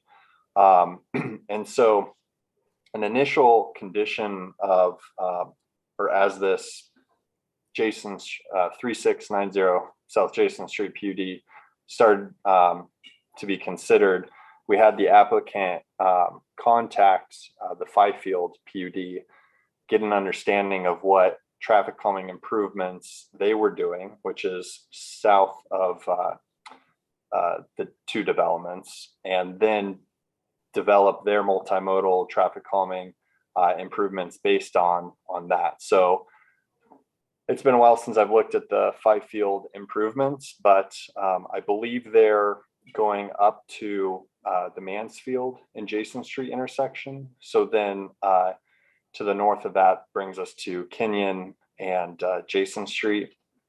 And based on a preliminary analysis of pedestrian routes, bicycle routes, and the speed study results on Jason Street, that's where we had them lay out this preliminary multimodal plan. And it shows the bulb out specifically on Kenyon and not on Jason Street, just purely as an initial step into showing those improvements. We'll definitely consider them on Jason Street specifically. We'll consider what traffic calming impacts they have. And I will mention that there are 2 existing dips at the intersection as you travel north and south on Jason Street at Kenyon that serve as kind of a natural traffic calming element. So it's stuff like that we'll take into consideration. Like staff has mentioned, we'll evaluate it, work with the applicant to make sure it's meeting both the city's needs, the concerns you brought up, and the community's needs with concerns of traffic calming. Thank you very much. Any comments from council? See the city attorney now's, you have a comment, go ahead. Yes, Mayor, I did research the issue as to modifications to the proposed PUD, and this would have to be sent back to the P&Z to consider the proposed modification. Thank you, City Attorney Niles. Any comment from council regarding that statement from City Attorney Niles or Member Anderson? Yeah, I'll, having heard from staff here and the fact that this would require a whole, another round, I'm not hearing enthusiastic support for council adding another condition, so I'm happy to pass on this one. Thank you, Member Anderson. We are in the comment portion. Member Russell. I have another question. So there is a stop sign currently at Kenyon and Jason. There is also, is that where the 2 dips are? Is on Kenyon, that the person who was speaking before? Yes, thank you, Member Russell. Yes, that's at the intersection that I'm referring to is at Jason and Kenyon. And so the stop signs are still going to remain there, correct? Yes, there's no plans to remove those. Again, as we move into the building permit phase and we get those construction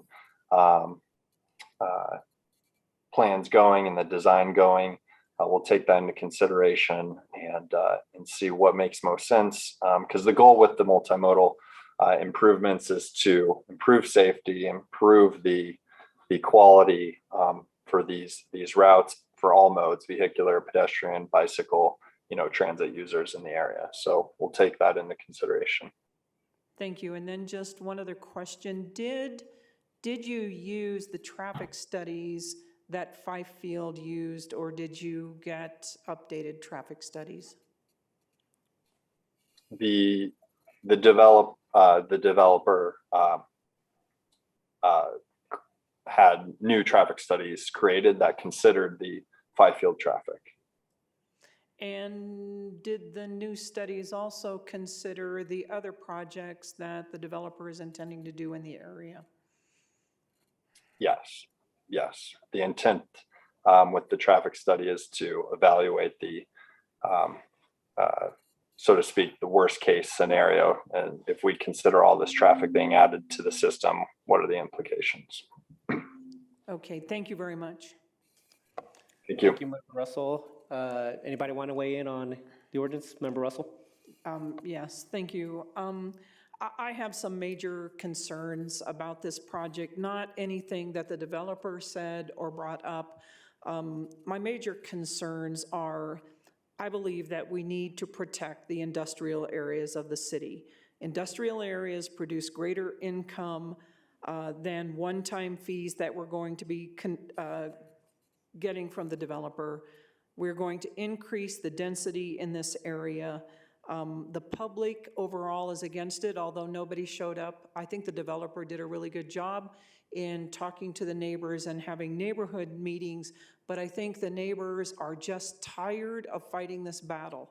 It is going to increase the traffic on Jason's Street. I do believe that parking is an issue. There's kind of a catch-22 for the businesses around that because they would like housing for their people to live in, but they also are going to have trouble parking.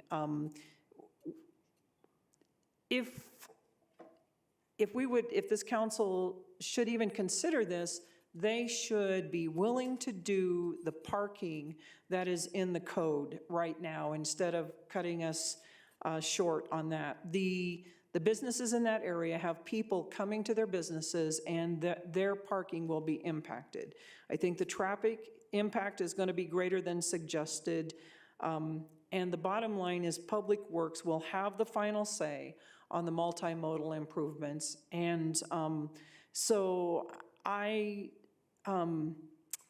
when we do PUDs, planned unit developments, we are piecemealing, we are changing the zoning in an area and we're piecemealing the city together. I believe that the zoning maps were clearly thought out in the past, and I think we need to protect those areas. It's really the industrial area that took us through COVID, and we did much better than any other areas. And if we get rid of the industrial land, that's not going to happen. So I will not be in support of this. Thank you. Thank you, Member Russell. Any other comments from council? Actually, I'll just weigh in. Mr. Kudla, or I will be in support of the PUD for 3690 South Jason. Mr. Kudla and MRA, really appreciate you guys coming forth with a very strong presentation and proposal for the area. The price points that we're seeing for that area, 275 to 400,000, while many won't consider those affordable, the lowest I've seen in the city in quite a while. So I'm very thankful for you making an effort to helping us with just diversifying the housing stock here within the city. So I will be in support tonight, and I appreciate your time over the past few months on bringing this forward. Member Anderson. Thank you, Mayor. And I just wanted to echo Mayor's comments. Thank you to Mr. Kudla and MRA for putting this project together. I think this will add much needed housing to that particular area and work us towards some of our strategic plans to get more housing in that area, to allow more commercial development near the city center. So I see this as a net positive and looking forward to seeing this project get built. Thank you. Any other comments? Member Newnham. Thank you, Mayor. I won't spend too much time repeating the comments from my colleagues, although I agree having attainable, purchasable housing in the city is something that I don't think we have had as much of it as I would like. And I think that it's something that our citizens have asked for. It's something that I prioritize. The reason I'm on this council was to ensure that we had the opportunity for more attainable housing. I hear the concerns of Member Russell. I really do, and I appreciate her bringing them up. I also appreciate that we did hear from the citizens in that community, and they did seem supportive of this, and that the developer has done a lot of work with the citizens in that neighborhood. And so I will be supportive of this tonight because I do think it moves us forward in what we need to be doing on affordable housing, especially purchasable units. I think we've approved a lot of apartments in the city, and I'm excited to see some home ownership and some generational wealth creation. So I'll be supporting this. Thank you, Member Newnham. Mayor Pro Tem. Jeez. I'll defer to Member Woodward. Just goes off. I'll go last. Go ahead, Member Woodward. It's usually on, so I'm avoiding it now, so go ahead. Well, I think our last speaker turned theirs off, mine went off. So I don't know. Am I up? Yes, you are. Okay, thank you. I'll be supporting this also tonight. I really appreciate the project. It's something that I haven't seen in Englewood, and I look forward to it and think it will bring in a whole different and meet the needs of a different type of resident. As far as the parking goes, I think our parking ratio is too high to begin with. quite a bit too high, especially compared to the rest of the metro area. An urban area, we are an urban area. We're not a Highlands Ranch, we're not a, Lone Tree, something like that. So I think parking will be fine there. So I will be in support of this tonight. Thank you. Thank you, Member Woodward. Mayor Pro Tem. I too will be supporting this tonight. PUDs give me a little bit of heartburn in general, I must confess. I understand some of Member Russell's concerns. I would like to point out that the property under its current occupancy is tax exempt because it's owned by a nonprofit organization. So it is not generating any tax revenue right now at all that I know of, unless there's something, I don't know if the bar is charging taxes that I don't know about or something, but they're definitely not paying property tax. I've confirmed that. I think, again, some of my other council members probably spoke more eloquently than I can on this. But I would like to point out that this passed our Planning and Zoning Commission, our Board of Citizens, unanimously upon review. We did not hear any objections at the public hearing to this plan development, and I can't think of any reason to substitute my own judgment for the judgment of the community members that we assigned to this task. So I will be supporting this tonight. Thank you. Thank you. Any other comments? Seeing none, can we please vote? Member Anderson? Aye. Member Neunenkamp? Aye. Member Russell? Nay. Mayor Pro Tem Ward? Aye. Member Woodward? Aye. Mayor Sierra? Aye. Let the record show 5 ayes and 1 nay being Councilmember Russell. Again, thank you very much to the workforce staff and MRA for the presentation. Thank you. Moving on to 11A3, amending EMC 11-7-17 to establish authorized hours of construction in the city right away. Here to present or at least talk to it is City Attorney Tamara Niles. Good evening, City Attorney. Good evening. Thank you, Mayor.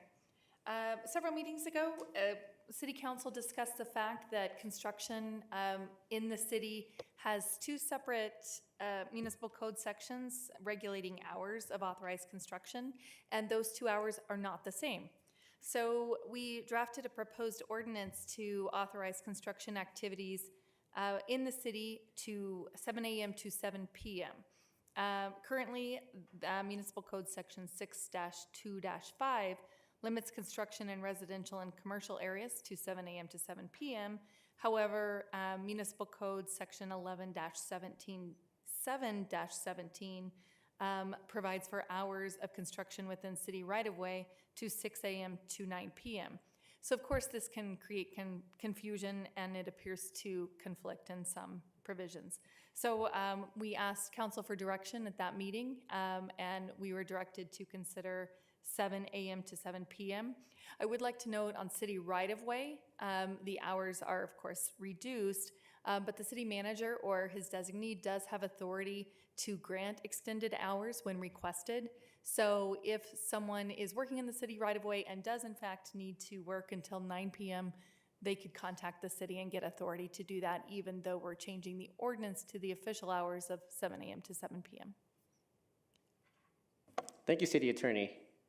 Any questions from council? Do you have a question, Member Woodward, or jump the gun? No, I was going to move 11A. All right, let's move to the motion. 11A3. Motion to approve? Motion to approve. Thank you, Member Woodward. Could I get a second? Second. Any comments from council? Mayor Pro Tem. I just want to say I'm very impressed with how quickly this came forward. I have occasionally mused over various oddities in our city code. Quiet hours is something near and dear to my heart. I live across the street from what was a construction zone for about 2 years, and I suffered through a number of complaints of various types related to quiet hours, from dumping to deconstruction. I won't go into any more details than that, but I'm really happy to see this moving forward. Thank you for your work on this. Any other comments from council? Seeing none, can we please vote? Member Anderson? Aye. Member Neunenkamp? Aye.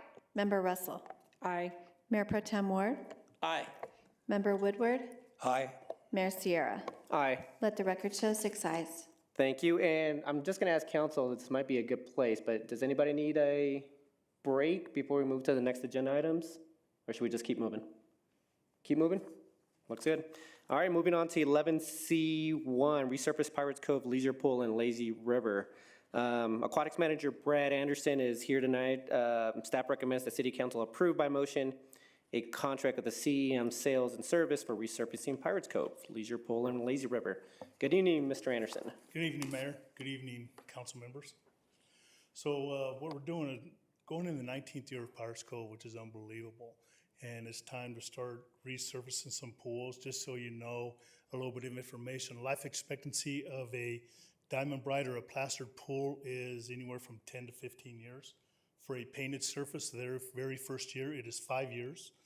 The last time that the river was painted was 3 years ago, which was actually really good for that one, and 11 years on the leisure pool. So it's time to do that. Along with the resurfacing of those pools, there's a lot of tile work that has to be replaced. Over 18 years, the tile has started to come loose. The freeze and thaw of Colorado, those nice warm days like today, and then the cold ones that we had last week, you know, that has havoc on the tiles. So it's time to do that. So what I'm doing is, by motion, I'd like to request to go into a contract with CEM Sales and Service for $313,958 to have that work completed this year. Any questions? Thank you, Member Anderson. Any questions? Mayor Pro Tem.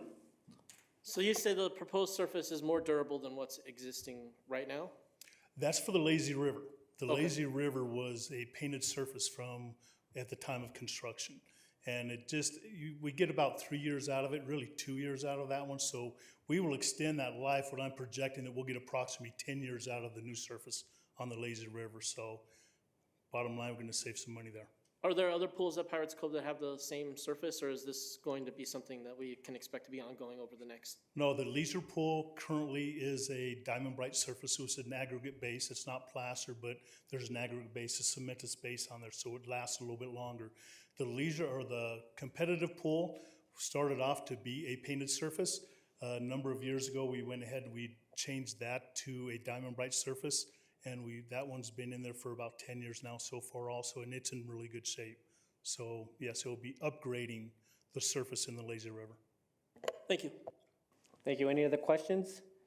I just have one. I noticed that we didn't go with the lowest bid here, and it seemed to be because we didn't, either staff didn't feel comfortable or just didn't get a response to some of the questions that you have. Can you kind of elaborate on why we didn't go with the lowest bidder?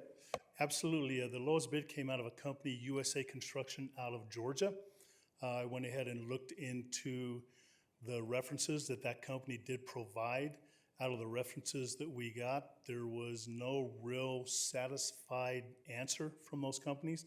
There was one that gave a real short, yes, we're happy with them. And there was a number of them also that we could not get a hold of them. I tried contacting the company a number of times to get further references from them and could not get a hold of them. We left a message on an answering machine a couple times. There was no return phone call to us. So that just right there had some red flags to me that I thought we'd go up to the next bidder. Thank you very much, Mr. Anderson. I think now we're at the portion just, can I get a motion, no other questions? Can I get a motion to approve 11C1? Move to approve 11C1. Thank you, Member Anderson. Could I get a second? Second. Thank you, Member Woodward. Any further comments from council? Seeing none, can we please vote? Member Anderson? Aye. Member Noonan? Aye. Member Russell? Aye. Mayor Pro Tem Ward? Aye. Member Woodward? Aye. Mayor Sierra. Aye. Let the record show 6 ayes. Good to see you, Mr. Anderson. Thank you very much for your time. Thank you, council. Moving on to 11C2, consideration of award of a professional service contract to Hazen and Sawyer in the amount of $1,051,345 for final engineering and design services for the Old Hampton Utilities Improvement Project. Here tonight is Mr. Tim Hose, Deputy Director of Public Works, and do we have Stormwater Program Manager Carrie Evanson? No? Mr. Hose? No, unfortunately, Carrie couldn't join us this evening, so I'll be here. I'll give you a brief presentation on this item, and I'd be happy to answer any questions you have on this item. So I'll get started here with our PowerPoint here, if I can get the slides going the right way. Yep, sorry, you might have to forward through Oh, yes. to yours. There we go. Oh.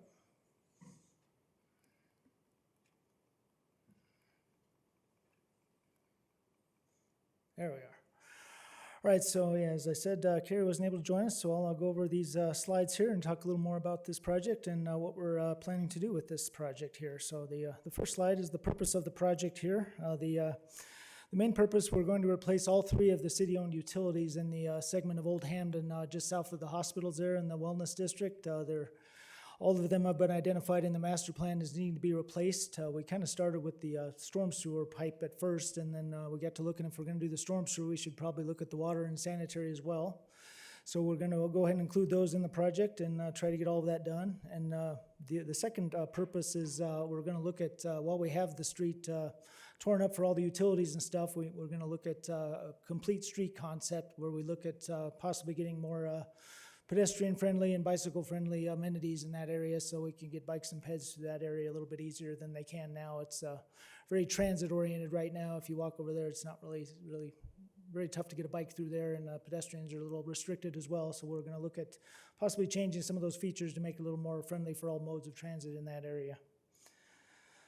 So a little bit of the background here. As I said, all the improvements were key infrastructure improvements in the various master plans that were done for all the different utilities a couple years ago. So the water main and the wastewater main, as well as the storm sewer main, all were identified as needing to be replaced in this area. So we're going to go ahead and tackle those all at the same time and try to get them done. We're working with the utilities department on the water and wastewater portion. Public Works will lead the design effort, with utilities participating as well and getting their comments and feedback on what we need for the water and wastewater system in this project. So as far as aging and undersized infrastructure, I did talk to the utilities group a little bit about the water main over there. Actually has broken 4 times since November. So it's talking to us that we need to get that line replaced. Those water main breaks are difficult, they're unexpected, and they cause inconvenience, and the water has to be turned off when you don't expect it. So we want to make sure we get a reliable water main in there, as well as the sanitary sewer main is also, I think, close to 50 years old now, and that's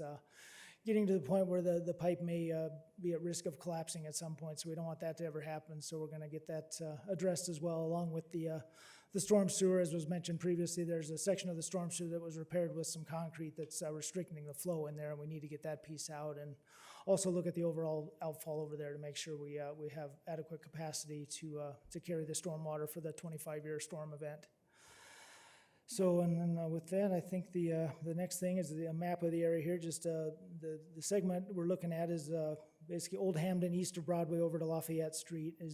That's the complete street segment that we're going to be evaluating with the project here. The actual utility pieces between Clarkson and Lincoln is where the focus of the utility replacement will be. That's where the storm sewer main is that needs to be evaluated and replace that section there with the concrete in it. So that's the focus of the utility part, but we'll be looking at a little bigger area for the complete street segment there that incorporates not only the hospitals but the area businesses as well and get their feedback on things. So I'll go through this a little bit here. The request for proposals that we issued, there was issued back in October, and we got 3 proposals back. And the Hazen and Sawyer was selected as the most comprehensive proposal there and had the best plan for what we want to do here. So it's a full service design proposal. They'll start with the project meetings and coordination and get things together, and then we'll go to the preliminary and final design of the utilities, as well as get the preliminary design of the complete street section. That the ideas are that will support a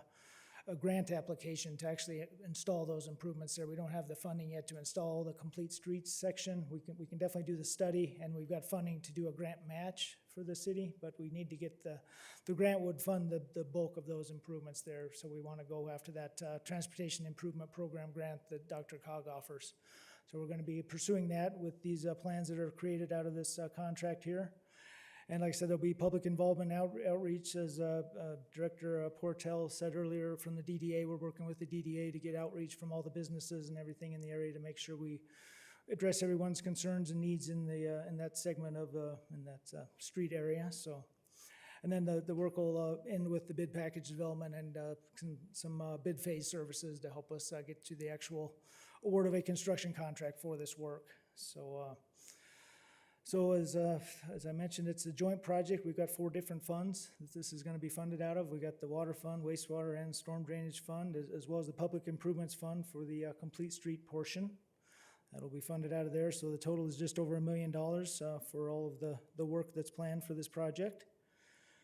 And with that, I think I'd just like to emphasize that we recommend that City Council approve a contract with Hazen and Sawyer for this work, and we think they'll do a very good job with this. They were the consultant that did the master plans for the city, so they're very familiar with our utility system, and they put a very good proposal together for this work. I think they're going to continue the work they did on the master plans and do us a very good job on getting this design and getting these utilities replaced and getting a complete streets concept for us that we can use to apply for grant funding. So with that, I'll answer any questions you have about anything. Thank you, Mr. Hose. Any questions from council? Member Russell. Thank you. So I guess my question is, I mean, I've been over in that area quite a bit in the last month. That road is not very wide, and there is just barely room for 1 lane of cars going in each direction. I don't think there's any parking on the street there. How are you going to add bicycles to that mix? So that is correct. That is the challenge, not only for the bikes and peds, but also to get these 3 utilities in there. It's going to be a very restricted work zone. So our thought is we'll work with the adjacent property owners of the hospitals there and stuff and see if we can't maybe combine improvements with them to kind of enhance things, because you're right, we are constricted with the right-of-way we have now. So we're going to, part of the public outreach is to see if we can't work with some of the local hospitals there and the businesses to maybe do a little kind of a joint area there that can be used for the public to for some of those different amenities and things, and give us a little more room to get our stuff in there. Okay, thank you very much. And so when we end up doing the work, it's going to be a nightmare over there. That is correct. So that is part of that public outreach, not only to kind of get a sense of what kind of bike and ped improvements, but also the thought is we're probably going to have to go block by block and close each block as we put all the utilities in and kind of have one pane at a time. Basically, it's going to be one section closed. So we're going to get the feedback from the hospitals about how to phase things so we can get it done, because there's really no way to leave the road open when you got the equipment and stuff out there. And then the thought, that's why we're going to try to do all the utilities at once too, so we don't do the storm sewer and then have to come back and do the sanitary the next year and just have to have the same conversation again. We're going to try to get everything done we need to in that section, so when that's done, we can move on to the next and we don't have to close it again. So there's going to be quite a bit of coordination for the construction as well. Thank you very much. I appreciate it. Thank you, Member Russell. Member Nudenkamp. Thank you, Mayor. Thank you for the presentation.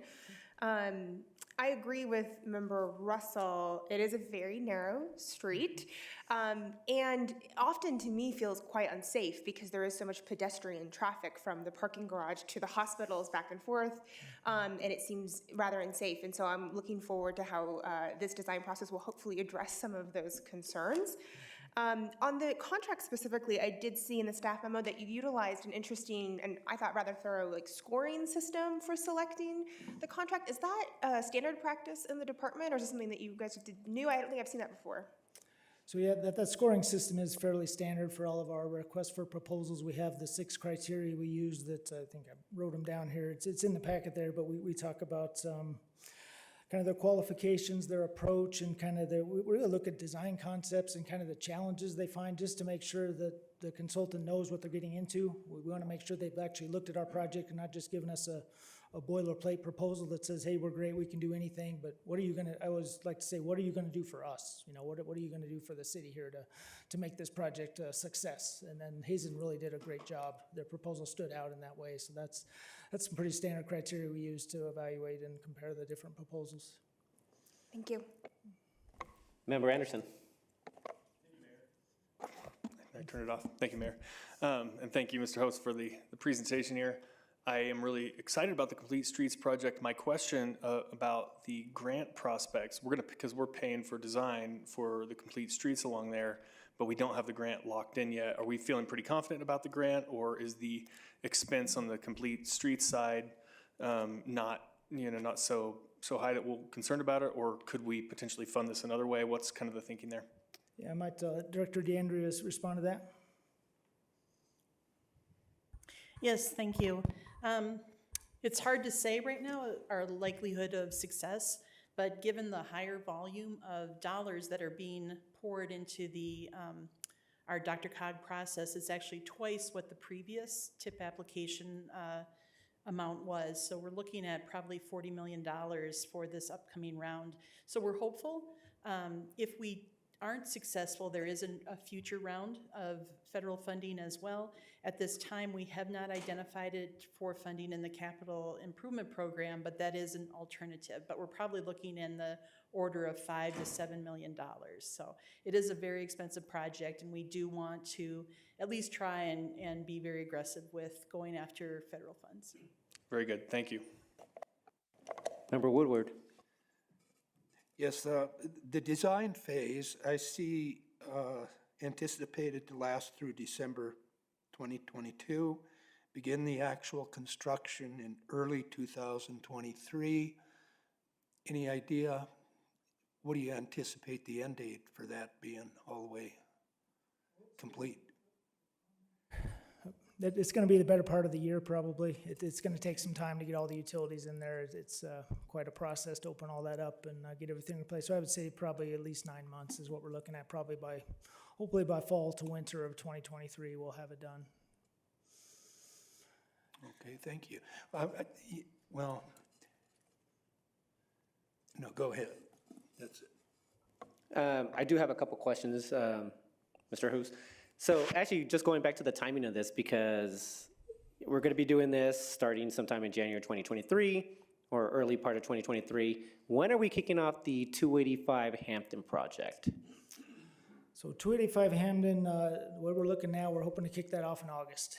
So that should be an August timeframe on that, and it's a little bit separated from that, but there could be a little bit of overlap. You're correct on that. We'll have to look at the detours and stuff to make sure we're not sending people right down a road that's got a open trench for putting in a utility, and that is something we'll consider coordinating between the two projects. That's definitely something we need to keep in mind. The start of construction would be August because we're currently going through the design phase now. So, right. So there could be some overlap there in terms of bottlenecks. More than likely, yeah, because the 285 Broadway project will most likely go through the end of 2023. So there will be some detours and things we'll have to consider how we route traffic through that area to make sure we can get both projects constructed at the same time. Okay. And then in terms of complete streets, I'm just trying to figure out in terms of communication, because I have heard from residents that are around that Traditions area off of Sherman and Hampton.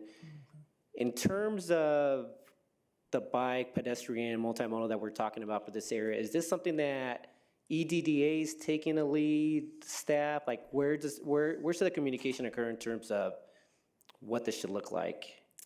Well, I think Director Andrew, you want to maybe speak to that?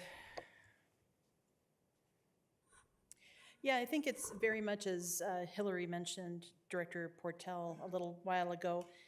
It's very much a joint effort. So I think she already has the connections within the community.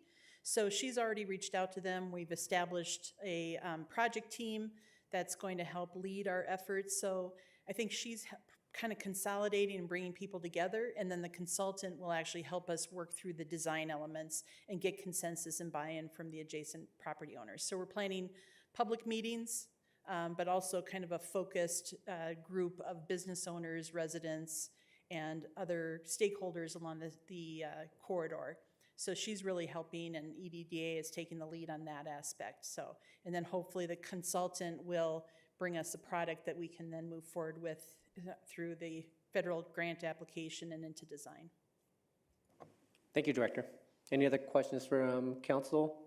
If not, can I get a motion to approve? 11C2. I move to approve 11C2. Thank you, Mayor Pro Tem. Can I get a second? Second.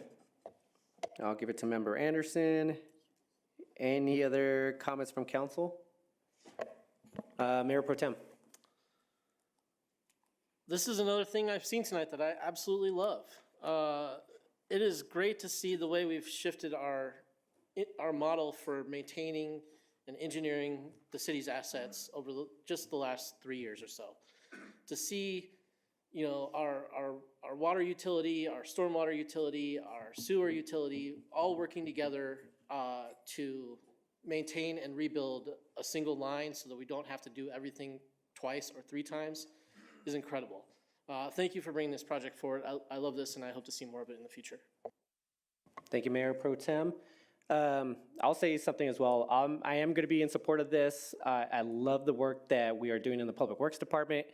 Deputy Director Host, you're here just about every single session. So I'm just impressed by the amount of work that Public Works and your staff is just doing in terms of just all the infrastructure. So obviously this council is very big on infrastructure. So there's a reason why we're seeing you all the time, but I just got to thank you for your time and just your energy and putting these forward to us. So anything else? Seeing none, can we please vote? Member Anderson? Aye. Member Noonan-Camp? Aye. Member Russell? Aye.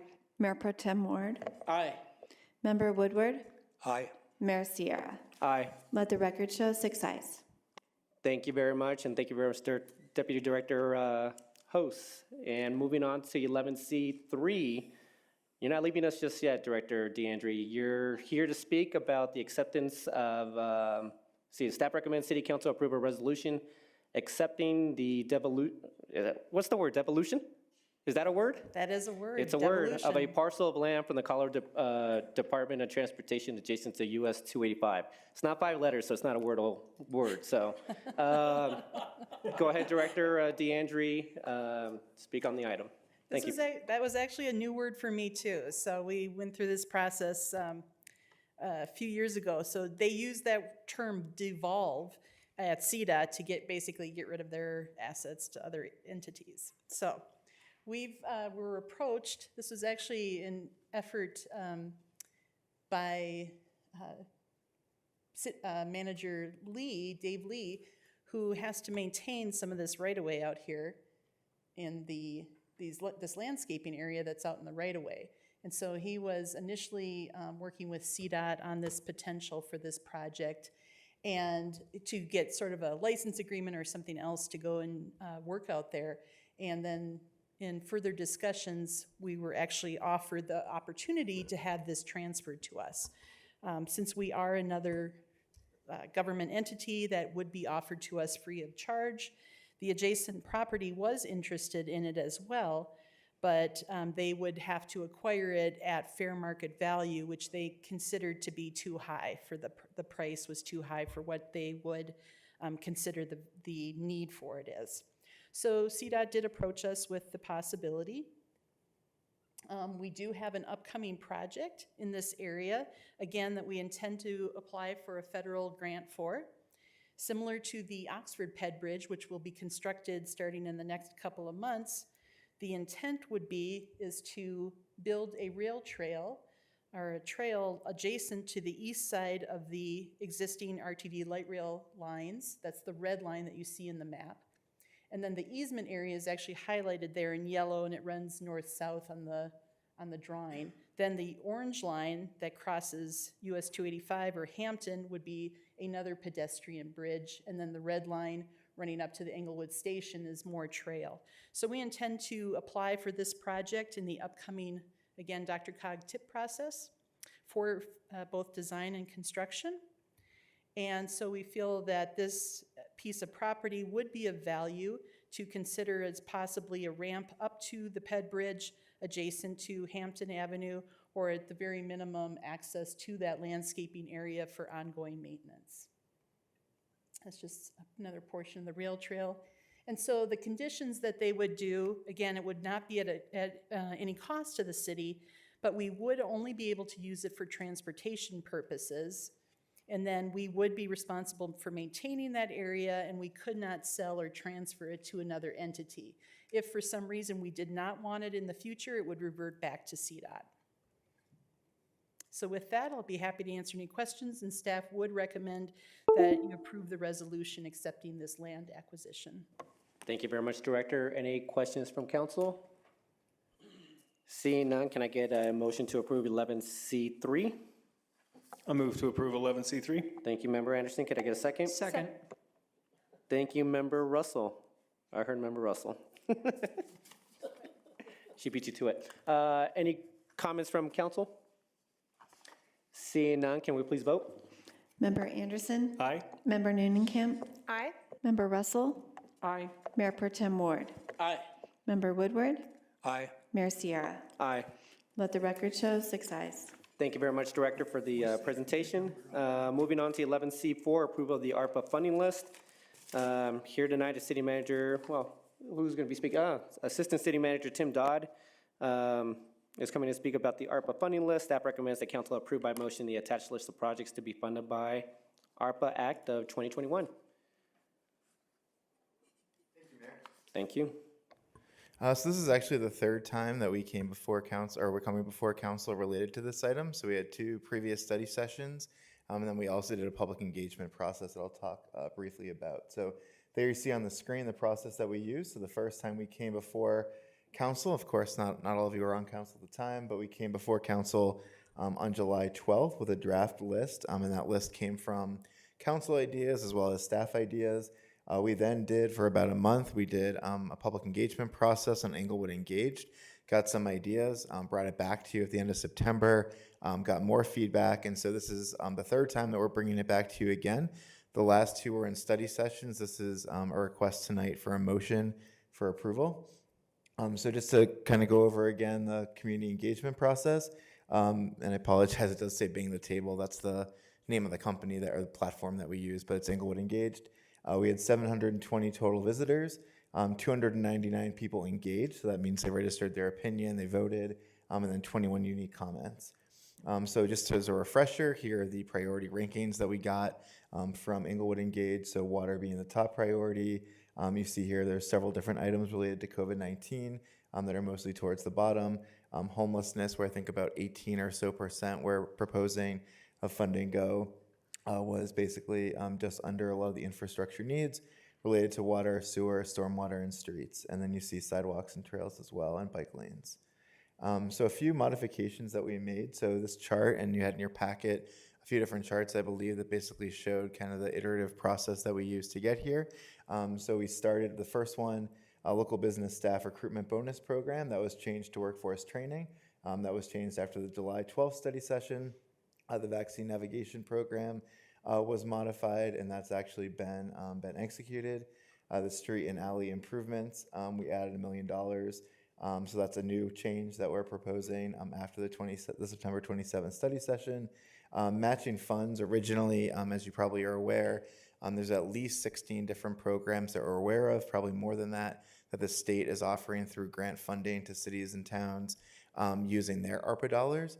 So originally we had a couple $100,000, I think it was $350,000 set aside for matches for some of those programs, but we decided those could be absorbed elsewhere through department budgets.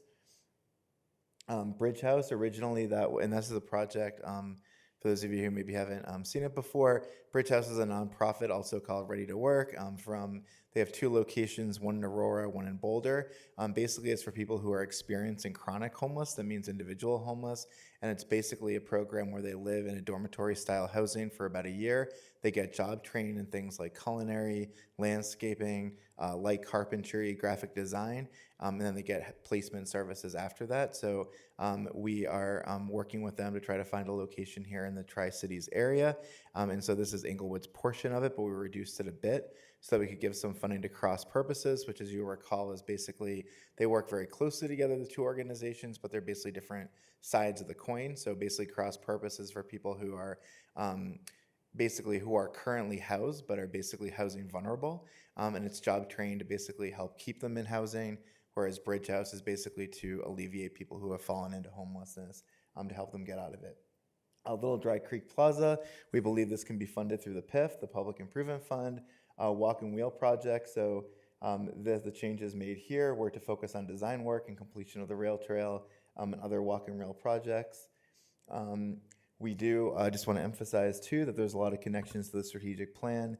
These are the main areas, and obviously the plan is changing slightly. COVID-19 recovery is in a specific area. It is addressed in the finance section. I think it's goal 7 to a degree in the blueprint in the governance section, but the rest are here. And so these are the final suggestions that we're presenting to you tonight for your consideration by motion. Again, it is infrastructure heavy. The total amount is just over $8.7 million. We've received about half of that. The next allotment, I believe, comes this summer. And so basically what will happen tonight is if you do approve it, there will have to be supplemental appropriations to appropriate specific funds. Some of these projects are ready to go, and we'll be able to come back to you pretty soon to do that. Others will take time. On one of the last slides, I'll show you that the way ARPA works from a federal government point of view is that by 2024 is when we have to have funds encumbered, and so they have to be committed by 2024, and they have to be spent by 2026. But if you did consider it tonight by motion, that would basically be giving us a roadmap, so we would know where to go, and there may need to be some tweaks that we would come back to you for as we go forward with this. So not to go through these in detail as I touched on some of the big changes, but this is the list that we're presenting to you this evening, which is programming the total amount of $8.7 million and change. And again, the action requested tonight is that if you agree to consider approving by motion the attached list. If approved, we'll work on developing supplemental budget items and contractual documents as needed. And again, funding it can be encumbered through the end of 2024 and must be spent by the end of 2026. And that's the presentation. Thank you, Assistant City Manager Dodd. Any questions from council? Member Russell. Thank you, Mayor. So how much of the money that we've already gotten have we spent? Essentially, not much. So really the only program that we've spent money on is the vaccine incentive. I don't believe that any other, and that's a really small dollar one, I don't believe any of the others have been spent down yet. So if we approve this, will we start encumbering the money before we receive the rest of it, or no? No, so we probably will not, and it's going to vary based on the projects, but we think there are a few projects that we're ready to go with essentially now. So the projects related to homelessness we're basically ready to do. Those together are about, I think 1.5 or 1.6 million. So we don't think that we'll need to encumber all of the funding before we get the rest. So the rest will be this summer. So we think that we'll be able to basically work on the projects that we know we can commit to right now. And then as we get the additional monies, we can work to encumber funds for different projects. So if we approve this, we have the money, but we haven't, we don't have it in the budget. Is that right? Is that why we have to do a budget supplemental? Yeah. Yes. Yes, that's correct. Okay, but we do have the money. I just want to make sure that we don't spend the money that we don't have yet, so. Yes, and that's definitely not the plan. So yeah, we have about, I don't know the exact number, but it's about 4.8 million. So Okay, thank you. Any more than that. Yeah. And I do want to correct one thing that I stated, and that is we also have spent some of the dollars on the workforce development category where we have started the bonus program, and a number of businesses have taken advantage of that. So we were having really hard time with employers being able to hire people, and so that program has already started. The first half of those grants have gone out to apply businesses that qualified, and then when the employee is there for a certain period of time, then they get the other half of the grant. But I don't think our uptake on that grant has been more than 15,000 or so. Okay, that's great. Thank you very much. Mayor Pro Tem. I think I'm a little confused on the process here. I remember some previous discussions on ARPA money, and I remember approving some budget supplementals, and I thought that we had already approved this expenditure, or why did we not get rolling on this sooner as far as approving the appropriation? Thank you for the question, Member Ward. You may remember that we were waiting on the final rule from the federal government during our last study session, and we got that about a month ago and started refining the list and getting it ready for council. But the final rule from Treasury only came out about a month ago, so that's what the whole First week in January. So. Oh, okay, great. Thank you. Thank you. Any other questions? Can I get an approval on 11C4? I move to approve 11C4. Thank you, Member Noonan-Camp. Can I get a second? Second. Thank you, Member Anderson. Any comments from council? Seeing none, can we please vote? Member Anderson? Aye. Member Noonan. Aye. Member Russell. Aye. Mayor Pro Tem Ward. Aye. Member Woodward. Aye.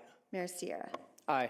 Let the record show 6 ayes. Thank you, City Clerk. Moving on to 11C4, 2022 Council Policies Manual. Back again as City Attorney Tamara Niles to talk about the council policies.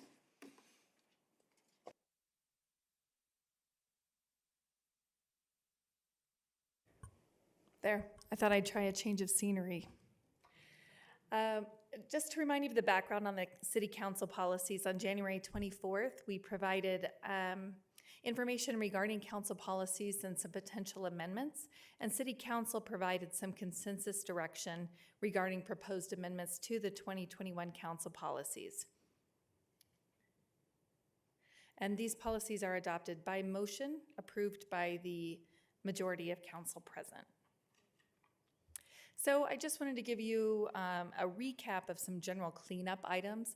I did attach a markup version in your policy so you can see these exactly as they're written. I included a provision that prior written notice of proposed policies is preferred but not required.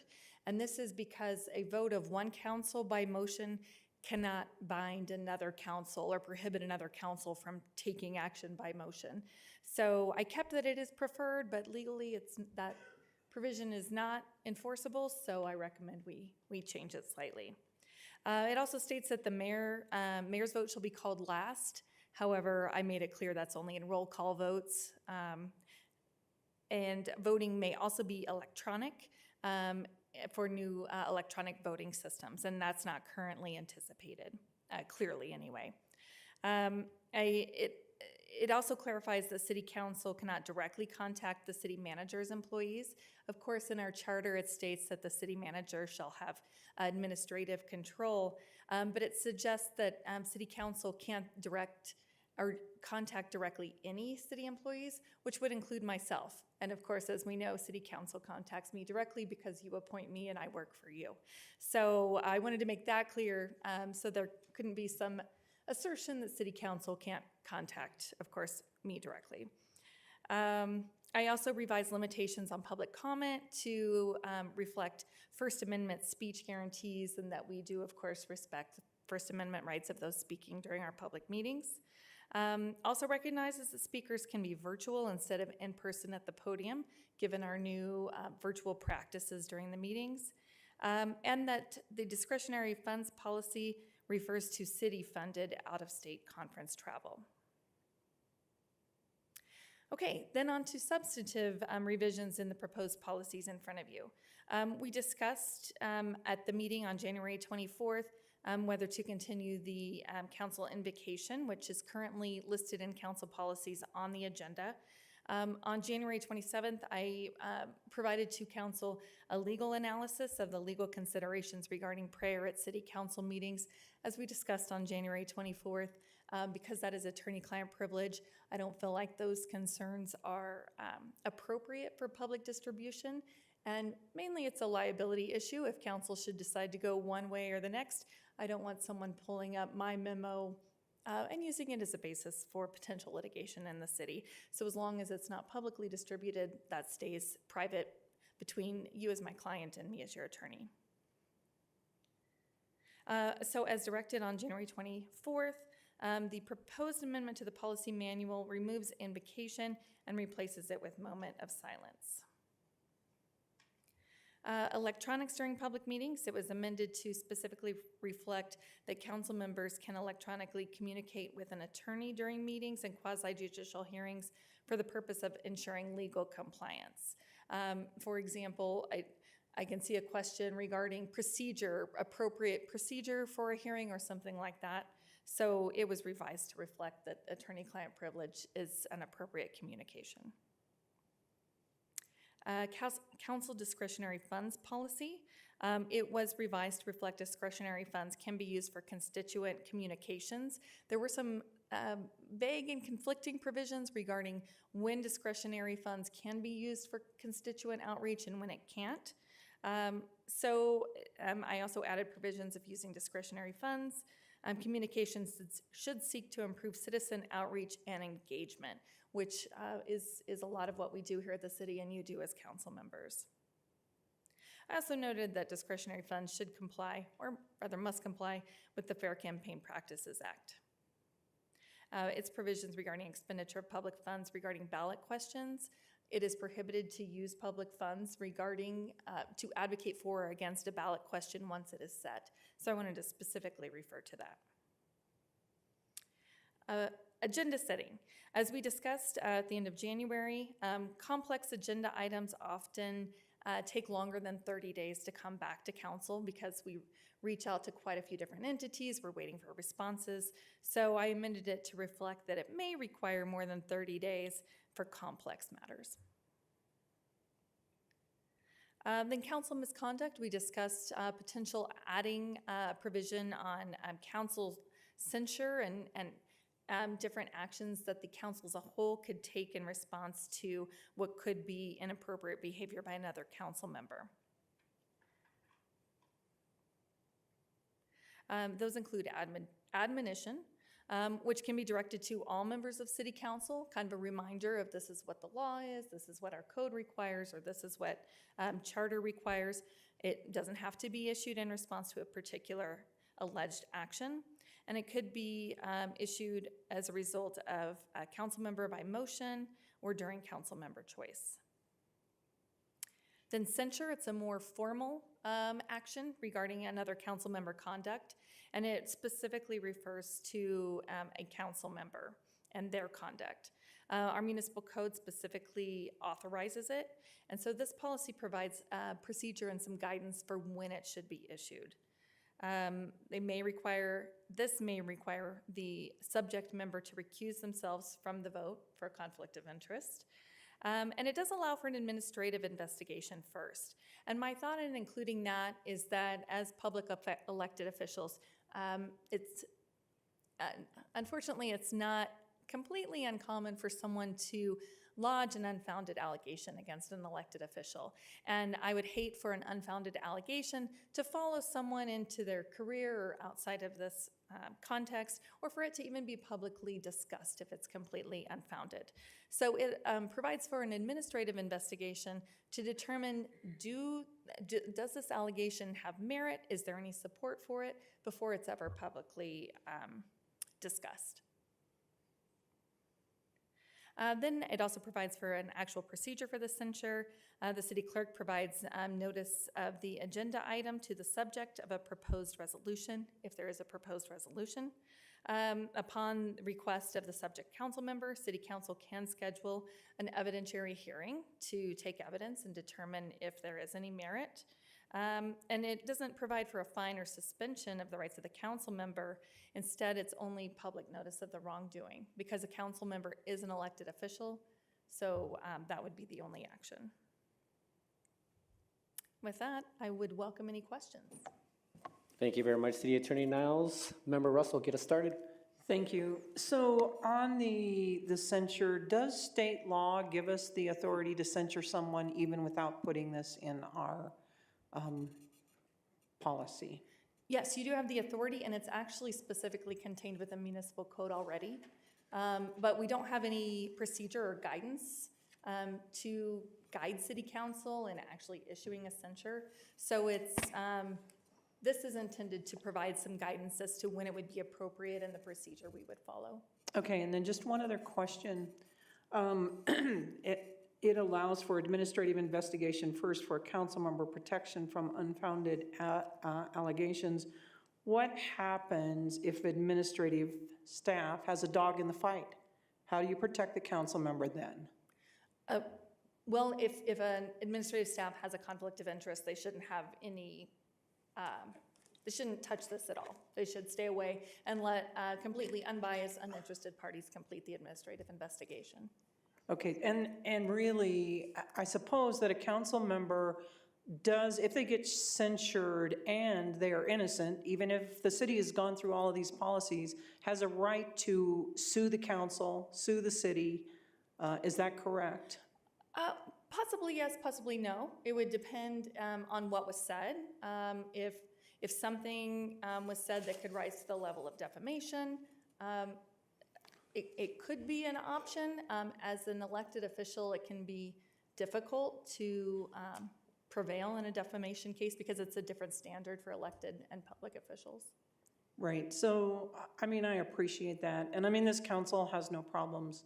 I have some huge problems about perhaps entering into this, because there are times that, like you said, allegations are done for vindictiveness rather than because something actually happened. So I appreciate that, thank you. Thank you, Member Russell. Member Anderson. Turn it off every time. Yeah. Thank you, City Attorney Niles. On the censure question, am I understanding correctly that that is only to be used in the case of an actual violation of policy or of something is a municipal code or something like that? Or could it be used more broadly than that? It could be used more broadly than that. It would be whether a majority of City Council feels that some sort of public admonition is appropriate. Generally, you would only see it for a violation of law, something like that. But it could be a violation of policy, it could be a violation of our ethics code. So it could be a broad range, but I've been a city attorney for 14, 15 years now, and I've never seen a public body do a censure. So it would have to be something pretty extensive. And then on admonition, that is something, you said it could be directed at all of council. Could it be directed at a specific council member as well? Or is that typically not done? It could be. If during council member's choice, one council member wants to point out something they feel is inappropriate by another council, there's nothing to stop them from doing that. But it's intended to be more of a general, this is what our code of ethics requires, please make sure we all comply with that. Or I just want to remind council that this is what the code says, we will not interfere with the city manager's employees. Something like that is more what I would envision. Okay, thank you. Can I do a follow-up question on that? Yeah, Member Russell, go ahead. So does that assume that the admonition would be coming from you? Not necessarily, and I will go to that. I anticipate it would be issued by City Council by either a motion and approved by the majority of City Council or individually by a council member. However, if I certainly take the position, if I firmly believe that our council members are doing what's best for the city, and they give up their time and energy to help the city. And so if I see something that I just assume council members don't realize, and I definitely reach out and counsel, but that is not something that I bring public. Well, I suppose if there's a crime, I may have an obligation. So I don't want to say that, but if I see a very minor issue, or if I think someone needs to know what the open meetings law is or something like that, or if they've said something that indicates perhaps they don't understand, then I will reach out directly. Member Noonan-Camp. Thank you, Mayor. I want to speak to Member Russell's concerns about how the censure could potentially be misused. And what I'm hearing you say is that we already have the ability to censure, but we have no policy around it whatsoever. So as of now, before this adoption, someone could be censured without any investigation or review of the charges. So is adding policy around it actually creating more safety against it being potentially misused? That was my intention, yes. Okay. And to, again, protect council members from unfounded allegations, to allow us to investigate before anyone discusses it publicly. Helpful, thank you. Any other questions from council? Seeing none, can I get a motion to approve 11C5? I move to approve 11C5. Thank you, Member Noonan-Camp. Could I get a second? I'll second it. Thank you, Member Woodward. Any comments from council? Member Russell. Can we consider some of these independently? Or no, we're going to consider them all together?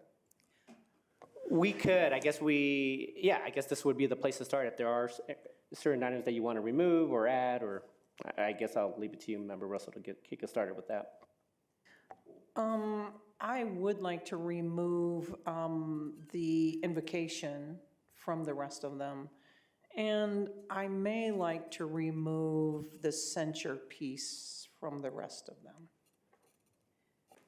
Did you want to make a motion on that, Member Russell? I moved, do I need to make individual motions for each one? I think you could move to amend the motion to remove censure and invocation. Okay. I moved to remove censure and the invocation from the rest of the motion. Thank you, Member Russell. Could I get a second from council? I'll second. Thank you, Member Anderson. Any comments? Go ahead, Member Anderson. Yeah, I think this is a good, I like the idea of doing this, allows us to consider the bulk of them and then come back with a second motion or two more motions. Actually, I would like to see two more motions to consider those two separately and discuss them. So I appreciate it and I'm supportive. Any other comments from council? Mayor Pro Tem Ward. I would like to consider them separately, so I will be voting against this motion. Thank you, Member Ward. Point of order. Go ahead, Member You don't want to consider them separately? I do want to consider them separately, but the motion on the table is to amend both of them right now. So I will be voting no on that motion. You cannot amend the motion on the table. The item has been moved, and there's an amendment on the table to change both of those items. That is the current. If I'm understanding, maybe the city attorney, I'm understanding that the motion is to remove those so that then after we could make second follow-up motions after we vote on the bulk of the, so anyway. Maybe we can clarify that. I believe Member Russell wants those changes removed from this item entirely. That's the amendment that you would like. Yes, that's what I would like to do and consider them separately. I'm okay with the ones that we're leaving on here to go ahead and approve them now. So if I might suggest we withdraw the current motion on the table and move to amend those items one at a time. So if the current motion is to amend both of them together or remove them together. Okay, I didn't really, that's not what I meant in my motion. I really meant to take them off. And then I was assuming we would consider them separately. I may have had to make another motion. So, all right. Can I just clarify? I make a motion that we remove invocation and censure from this and consider them separately. Might I make a friendly amendment to that? Go ahead, Mayor Pro Tem Ward. I believe that we should consider these items individually. Right. So we've moved the entire package. That's what's on the table right now. If we're going to amend, then we should start with either invocation or. So the original motion was to approve all of the council policies as proposed. Then the motion to amend was to approve the council policies as proposed, except remove censure and invocation so that those two items can be addressed separately. So if the motion, and that was seconded by Councilmember Anderson. So if the motion to amend is approved, then the underlying motion will be approve the council policies as proposed except for invocation and censure. And then I would anticipate there would be a second motion, if it passed, to approve the invocation recommendation. And then if that's second, then there would be a discussion on that specific issue. And then a motion regarding the censure issue. Okay, that's the challenge I had. I don't want to belabor it any further, so let's go ahead with what's on. Go ahead, Member Anderson. Wanted to make sure, because I would like this to pass, and the reason is because that allows any council members that would want to vote no on one of those two to vote no on a subsequent motion, but still vote yes. Because if we consider them as an amendment, if we consider amending this motion, and those amendments don't pass, then we have to, out of conscience, somebody may have to vote no on the whole thing. So I think the way Member Russell structured it has advantages that allow someone like me to vote for more of these options. Thank you.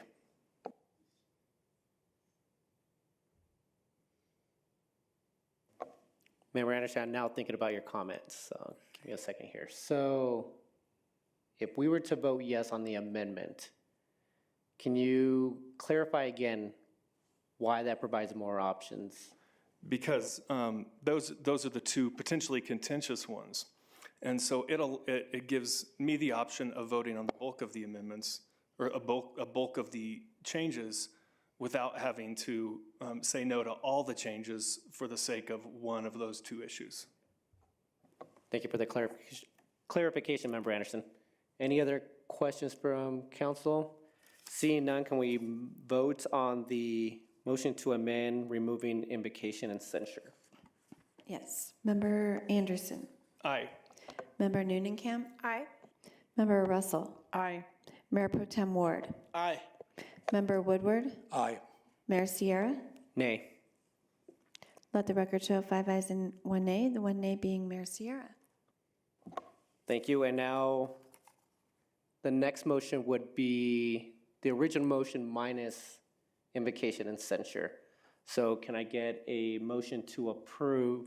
Is that, yeah, it's already been moved, okay. Any questions or comments from council? Seeing none, can we please vote? Member Anderson. Aye. Member Newnenkamp. Aye. Member Russell. Aye. Mayor Pro Tem Ward. Aye. Member Woodward. Nay. Mayor Sierra. Nay.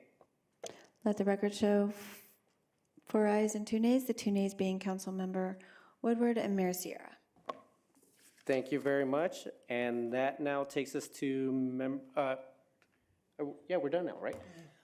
Well, should someone want to consider adding the removal of Yeah, okay. invocation? Can I move to approve the addition of the censure section? Second. Thank you, Member Anderson and Member Newnenkamp. Sorry, now I gotta write all these things down.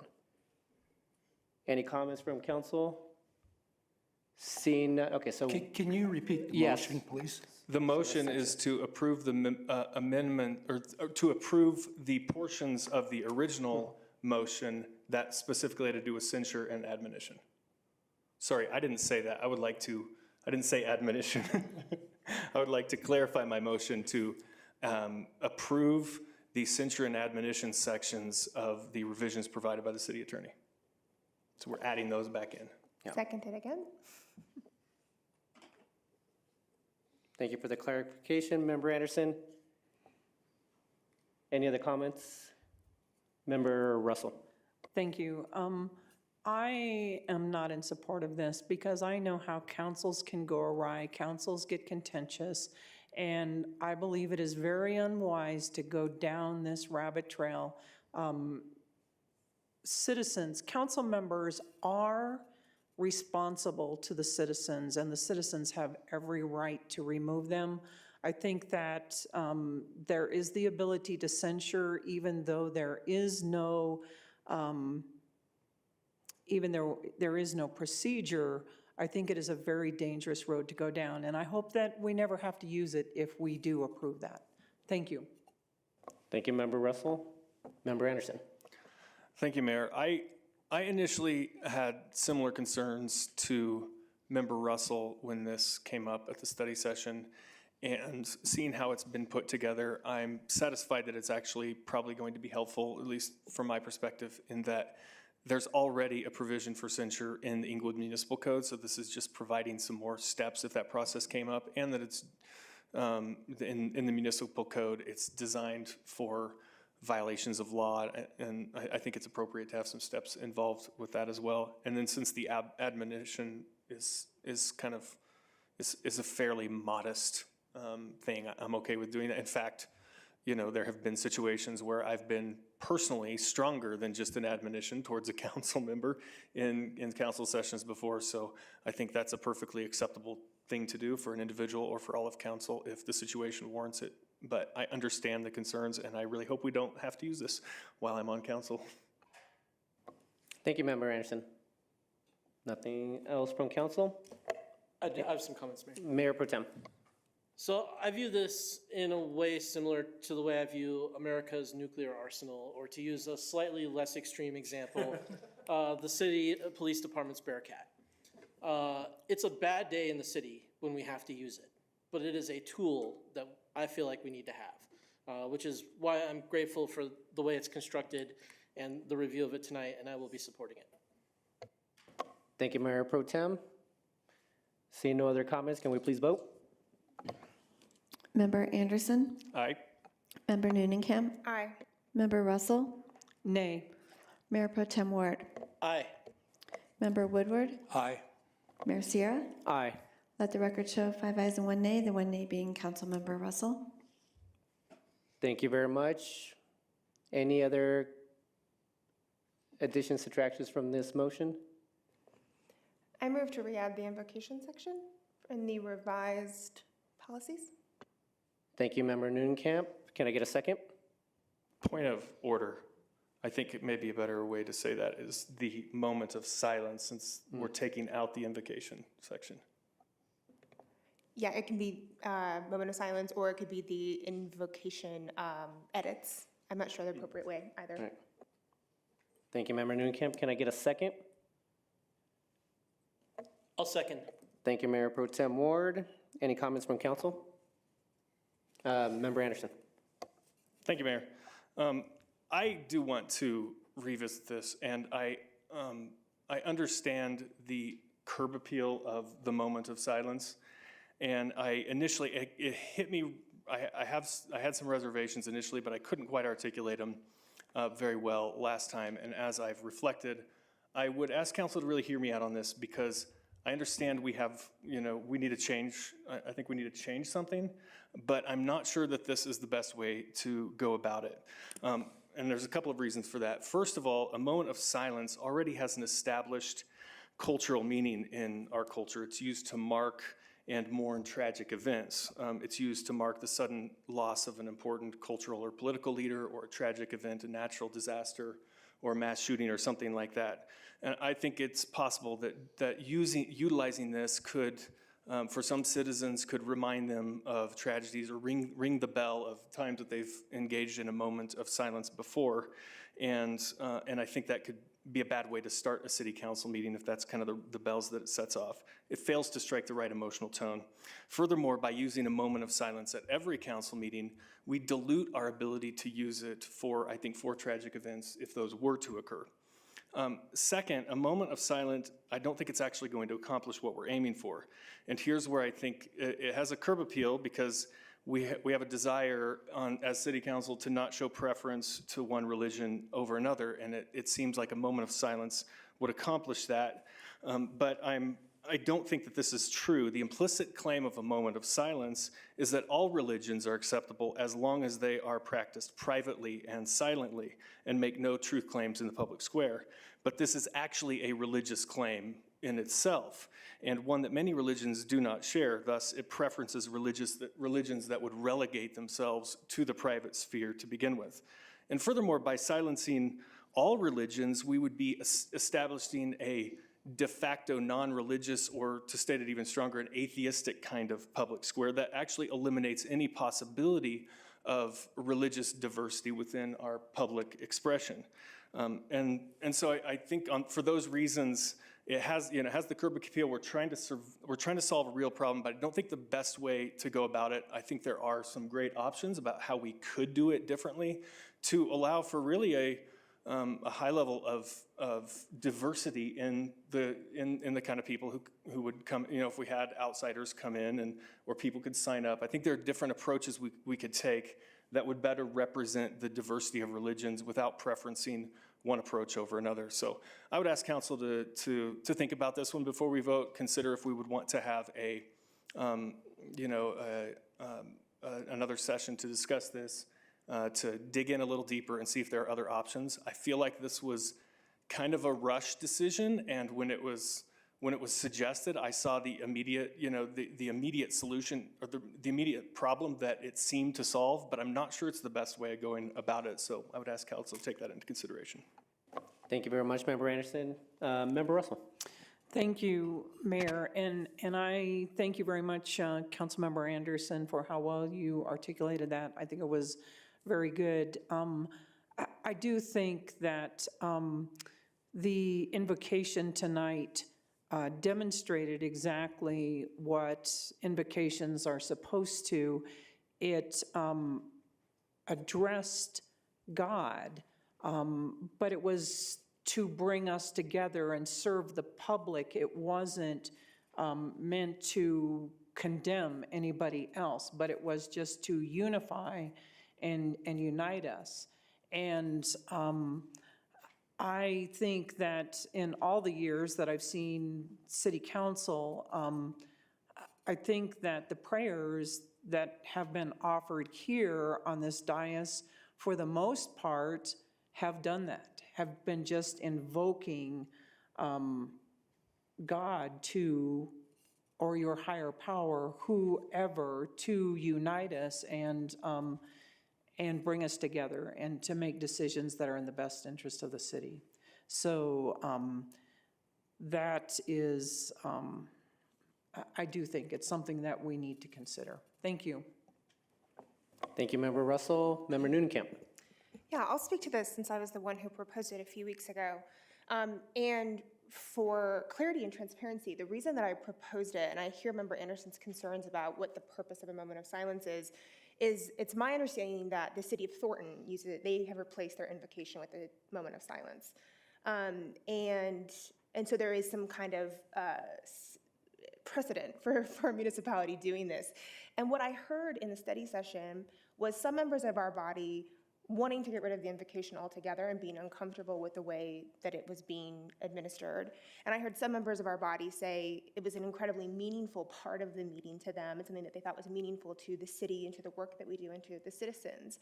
And so in the spirit of compromise and collaboration, which is what we do here, I think that there's an opportunity not to silence anyone's religion, but to create space for any religion or those who subscribe to no religion at all to have that moment in this meeting. I, as a person of faith, my faith is personal to me, but it is not private. It is something that I hold as a part of who I am as a person. And I do find that moment, as Ms. Kalecki said earlier, is valuable, and I think it could be valuable. I think that there are citizens of this community that fall on both sides of this issue. I am fine if it's voted down, but that's why it was proposed, and I think that's helpful for folks to know. Thank you, Member Nunekamp. Any other comments from council? Mayor Pro Tem. This hits a somewhat tender nerve for me, I have to admit. My primary objection to the invocation process is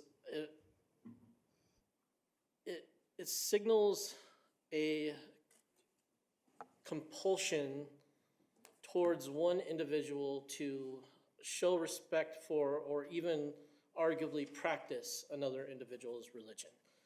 And while I don't support Councilman Anderson's notion that we are forming an atheist government, I believe that government is by its very nature arguably supposed to be at least agnostic. Forcing individuals or compelling individuals to show respect for religious beliefs that they may not respect is troubling to me. And doing it as a weekly part of our ritual here is even more troubling to me. The moment of silence, I will say for clarity,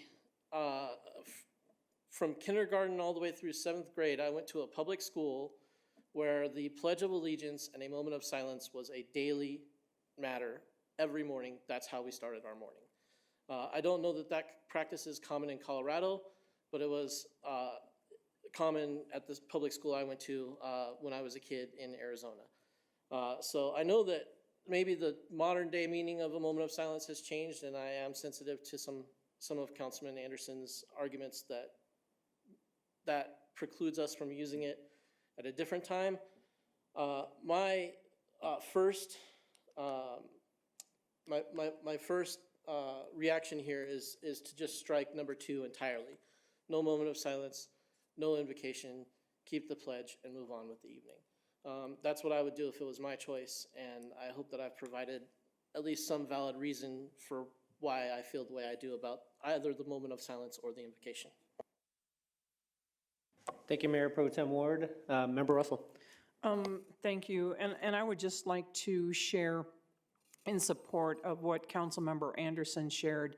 There have been several occasions in the 6 years that I've been on council where some tragic events have happened, and we have taken a moment of silence.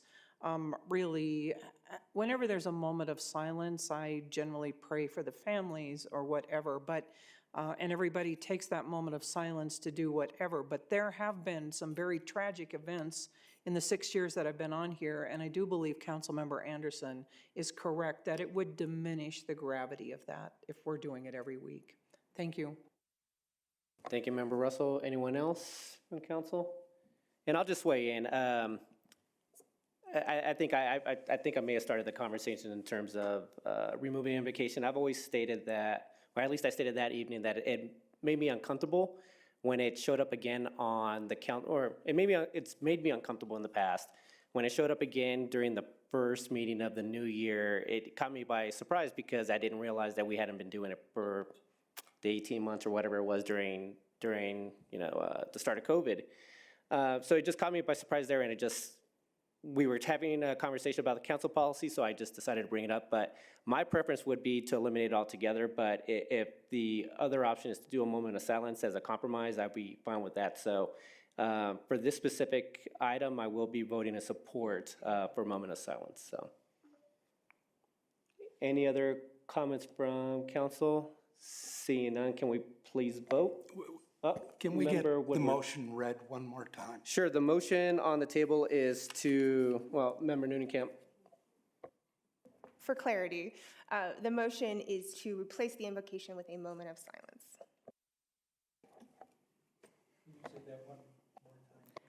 I move to replace the invocation with a moment of silence in the city council policies. Member Russell? Thank you. And before we vote, could we have clarity from the city clerk why the invocation was removed from the agenda during COVID? So when we went to virtual meetings, we modified the agenda, so there was no, we were just doing things minimally, and then I do know that the Mayor Olson asked us to add the Pledge of Allegiance back in, and if IT could add a flag.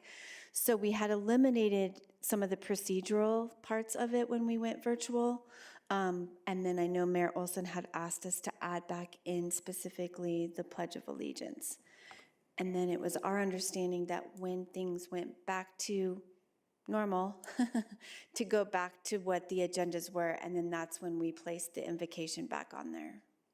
So it was a decision that was not made by council, it was made by staff for the, for ease of fulfilling the agenda. There was no decision or no discussion at that time. Thank you. Thank you, Member Russell. Any other comments? Seeing none, can we please vote on the motion on the table? Member Anderson? Nay. Member Noonan-Camp? Aye. Member Russell? Nay. Mayor Pro Tem Ward? Nay. Member Woodward? Aye. Mayor Sierra? Aye. Let the record show 3 ayes and 3 nays. So it failed. So it fails, yes. Thank you. Any other comments from council?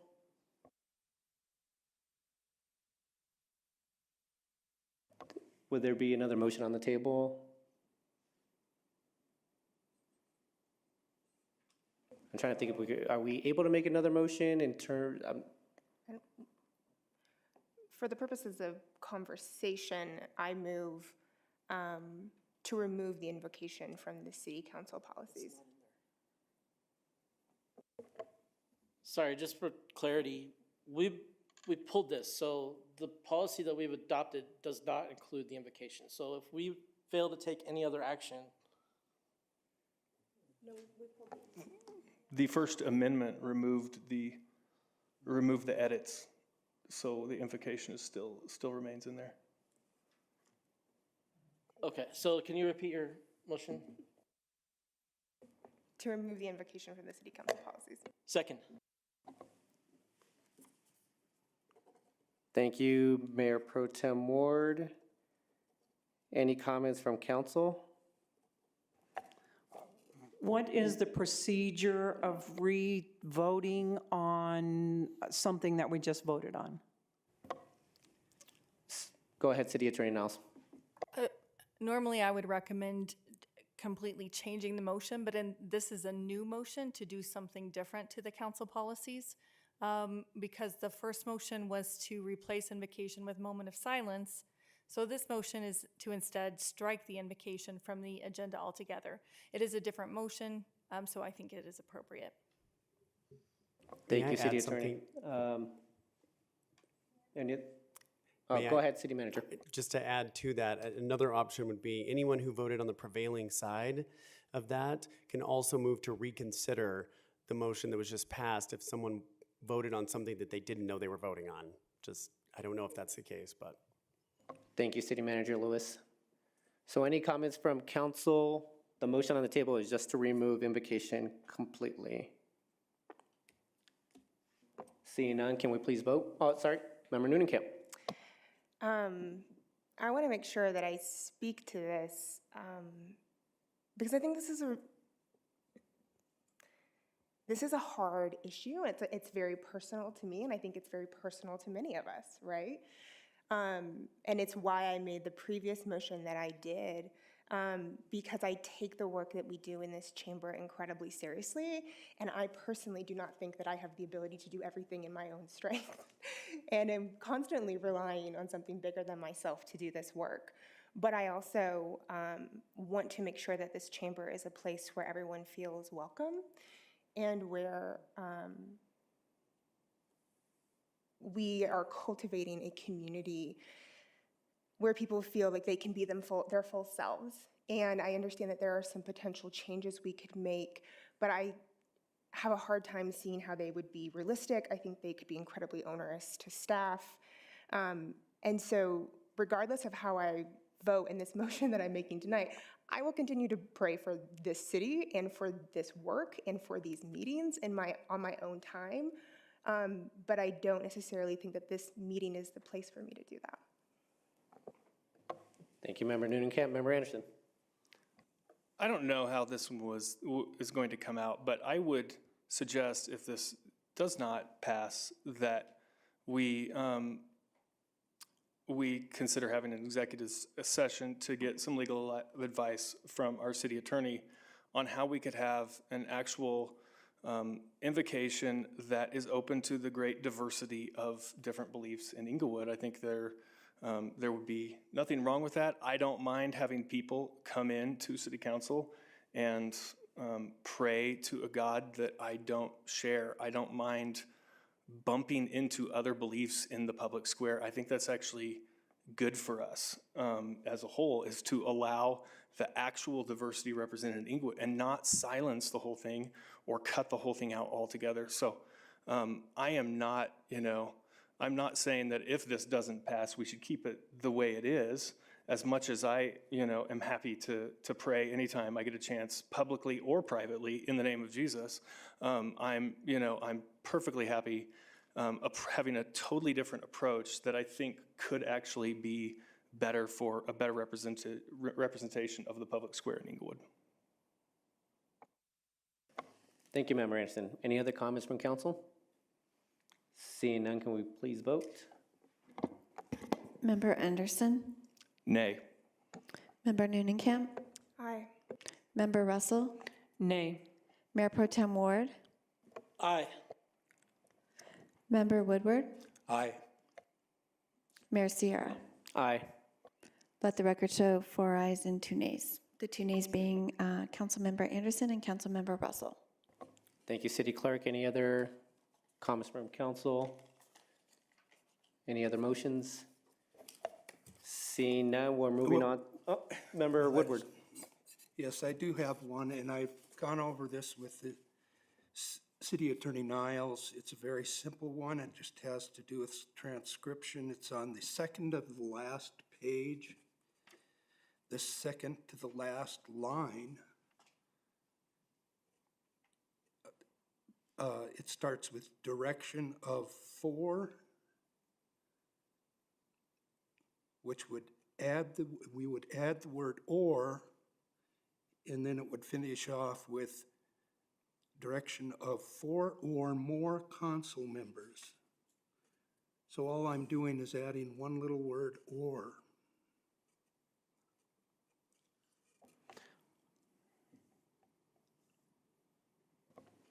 Okay, I think I found it. So yeah, it is the second to last page, page 37, 4 or more. Okay, so you just want to add or after. Correct. Or. Okay. Do I have a second? So it's under the, I'll second that. okay. Point of information, I mean, I know it's just a, one word, but it wasn't on the agenda.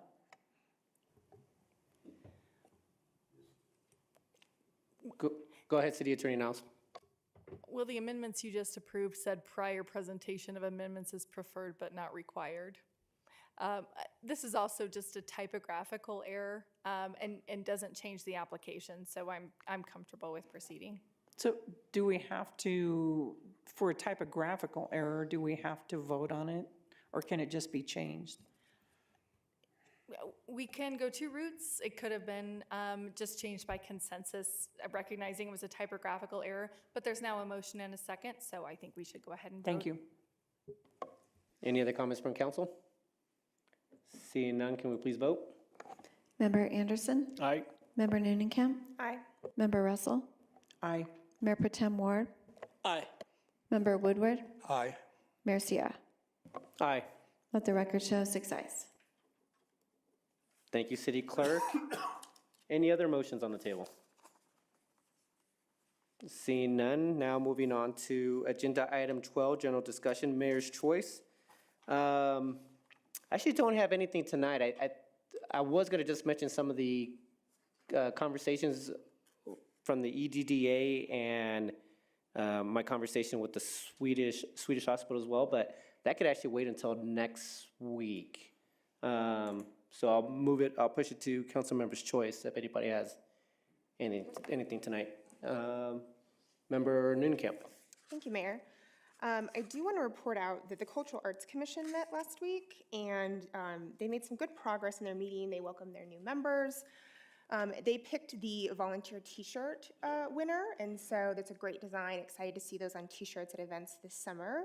They're also exploring ways to support and highlight local artists in Englewood, so looking at maybe some garage or open studio art shows this year or this summer. Excited to see what progress they make on that. And they're also looking at hosting local musicians at the Englewood markets this year and are collaborating with our events team on that. And so I'm excited about that. And then I have another item.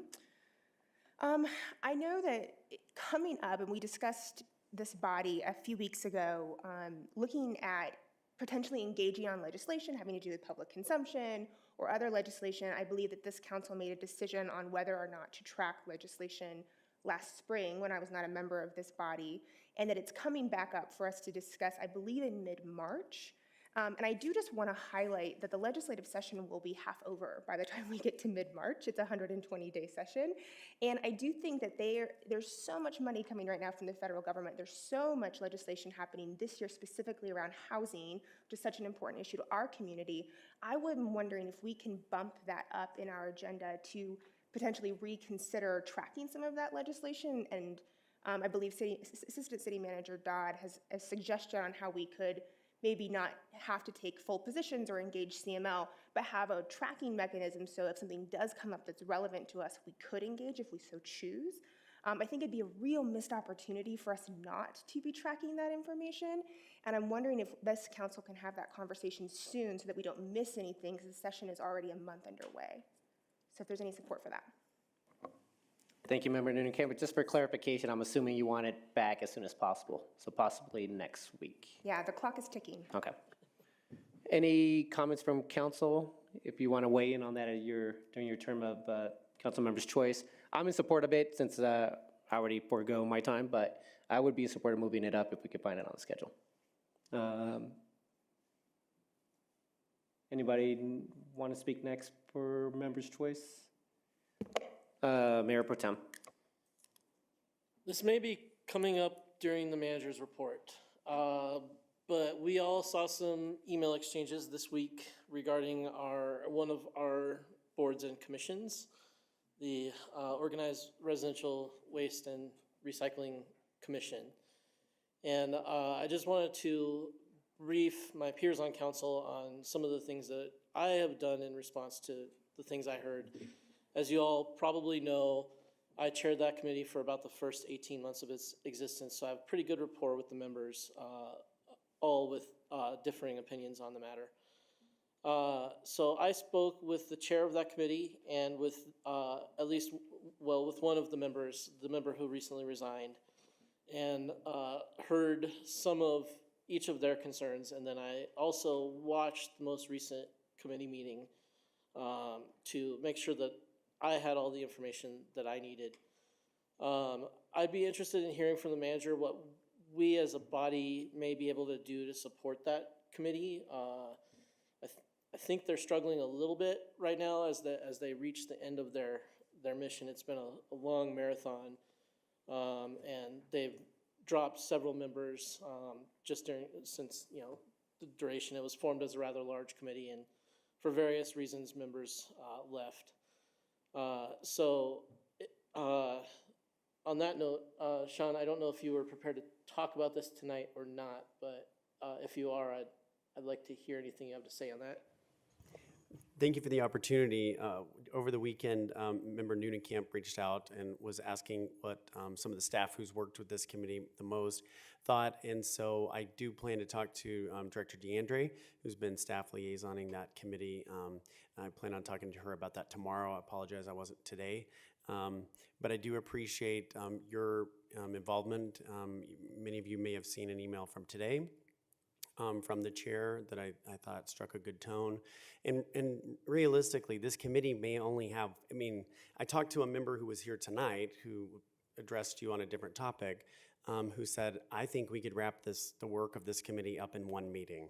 That is not the consensus, I think, of the entire committee, but there are a number of people who think that their work is very close to done.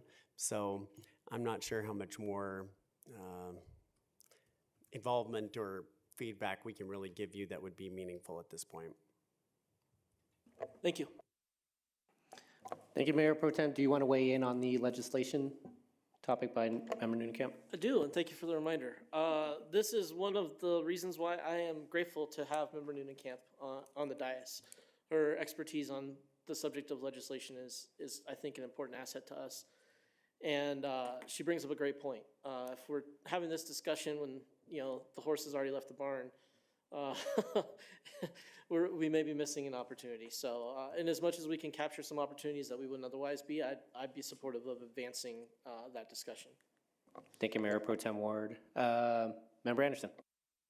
I'm supportive of that as well. No other items for member's choice. Thank you, Member Anderson. Member Woodward. I am in support of that. And also, I just want to mention, as was approved in the study session for my attending the National League of Cities conference, I am declining that. I've decided the educational part of it that has historically been there hasn't been there this year, or isn't there this year, I think, because of COVID. And the last 2 years, those conferences have only been virtual. So I think I'll put it off until next year, or their midwinter one next year. Thank you. Thank you, Member Woodward. And just as a clarification, it was approved during a special session, not during a study session. So, Member Russell. Yes, I would just like to weigh in because I did watch the single hauler trash committee meeting, and we have been running this city by steering committee for 2 years, and people have been appointed to that committee. I didn't see, I do think one thing that needs to happen, a lot of these steering committee meetings did not get the benefit of board and commission training that the other boards and commissions have. And I think that's, that training, especially on Bob's Rules of Order, but that committee has been meeting for almost 2 years, and there has been no resolution. And so I can see people getting frustrated. But for the most part, I personally believe that we need to let the committee members work things out with each other rather than council getting involved. Council, a few years ago, put a board and commission on hiatus for 6 months, and that committee still is struggling because of the damage that was done to that committee. And that's why I believe that we need to let people work issues out, and if people choose to leave, they choose to leave. And not all of the people have left at this point in time. And so that's my input.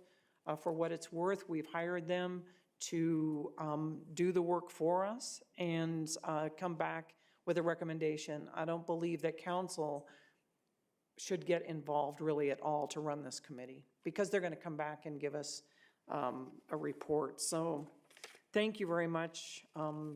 That's all I have, and you already have consensus to move forward, so. Thank you, Member Russell. Moving on to agenda item 13, City Manager's Report. Manager Lewis. Thank you, Mayor. I think my items can wait as well. Thank you so much. Seeing no other items, we are now adjourned. It's 9:31. Everyone have a great week. Oh, no. Oh, we're good.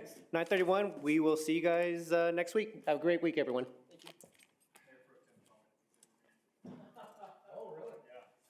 Is it really only 9:31? Feels so late. It does. It feels late at 7 o'clock. You know what, I think possibly on both Rita's and mine, some of the numbering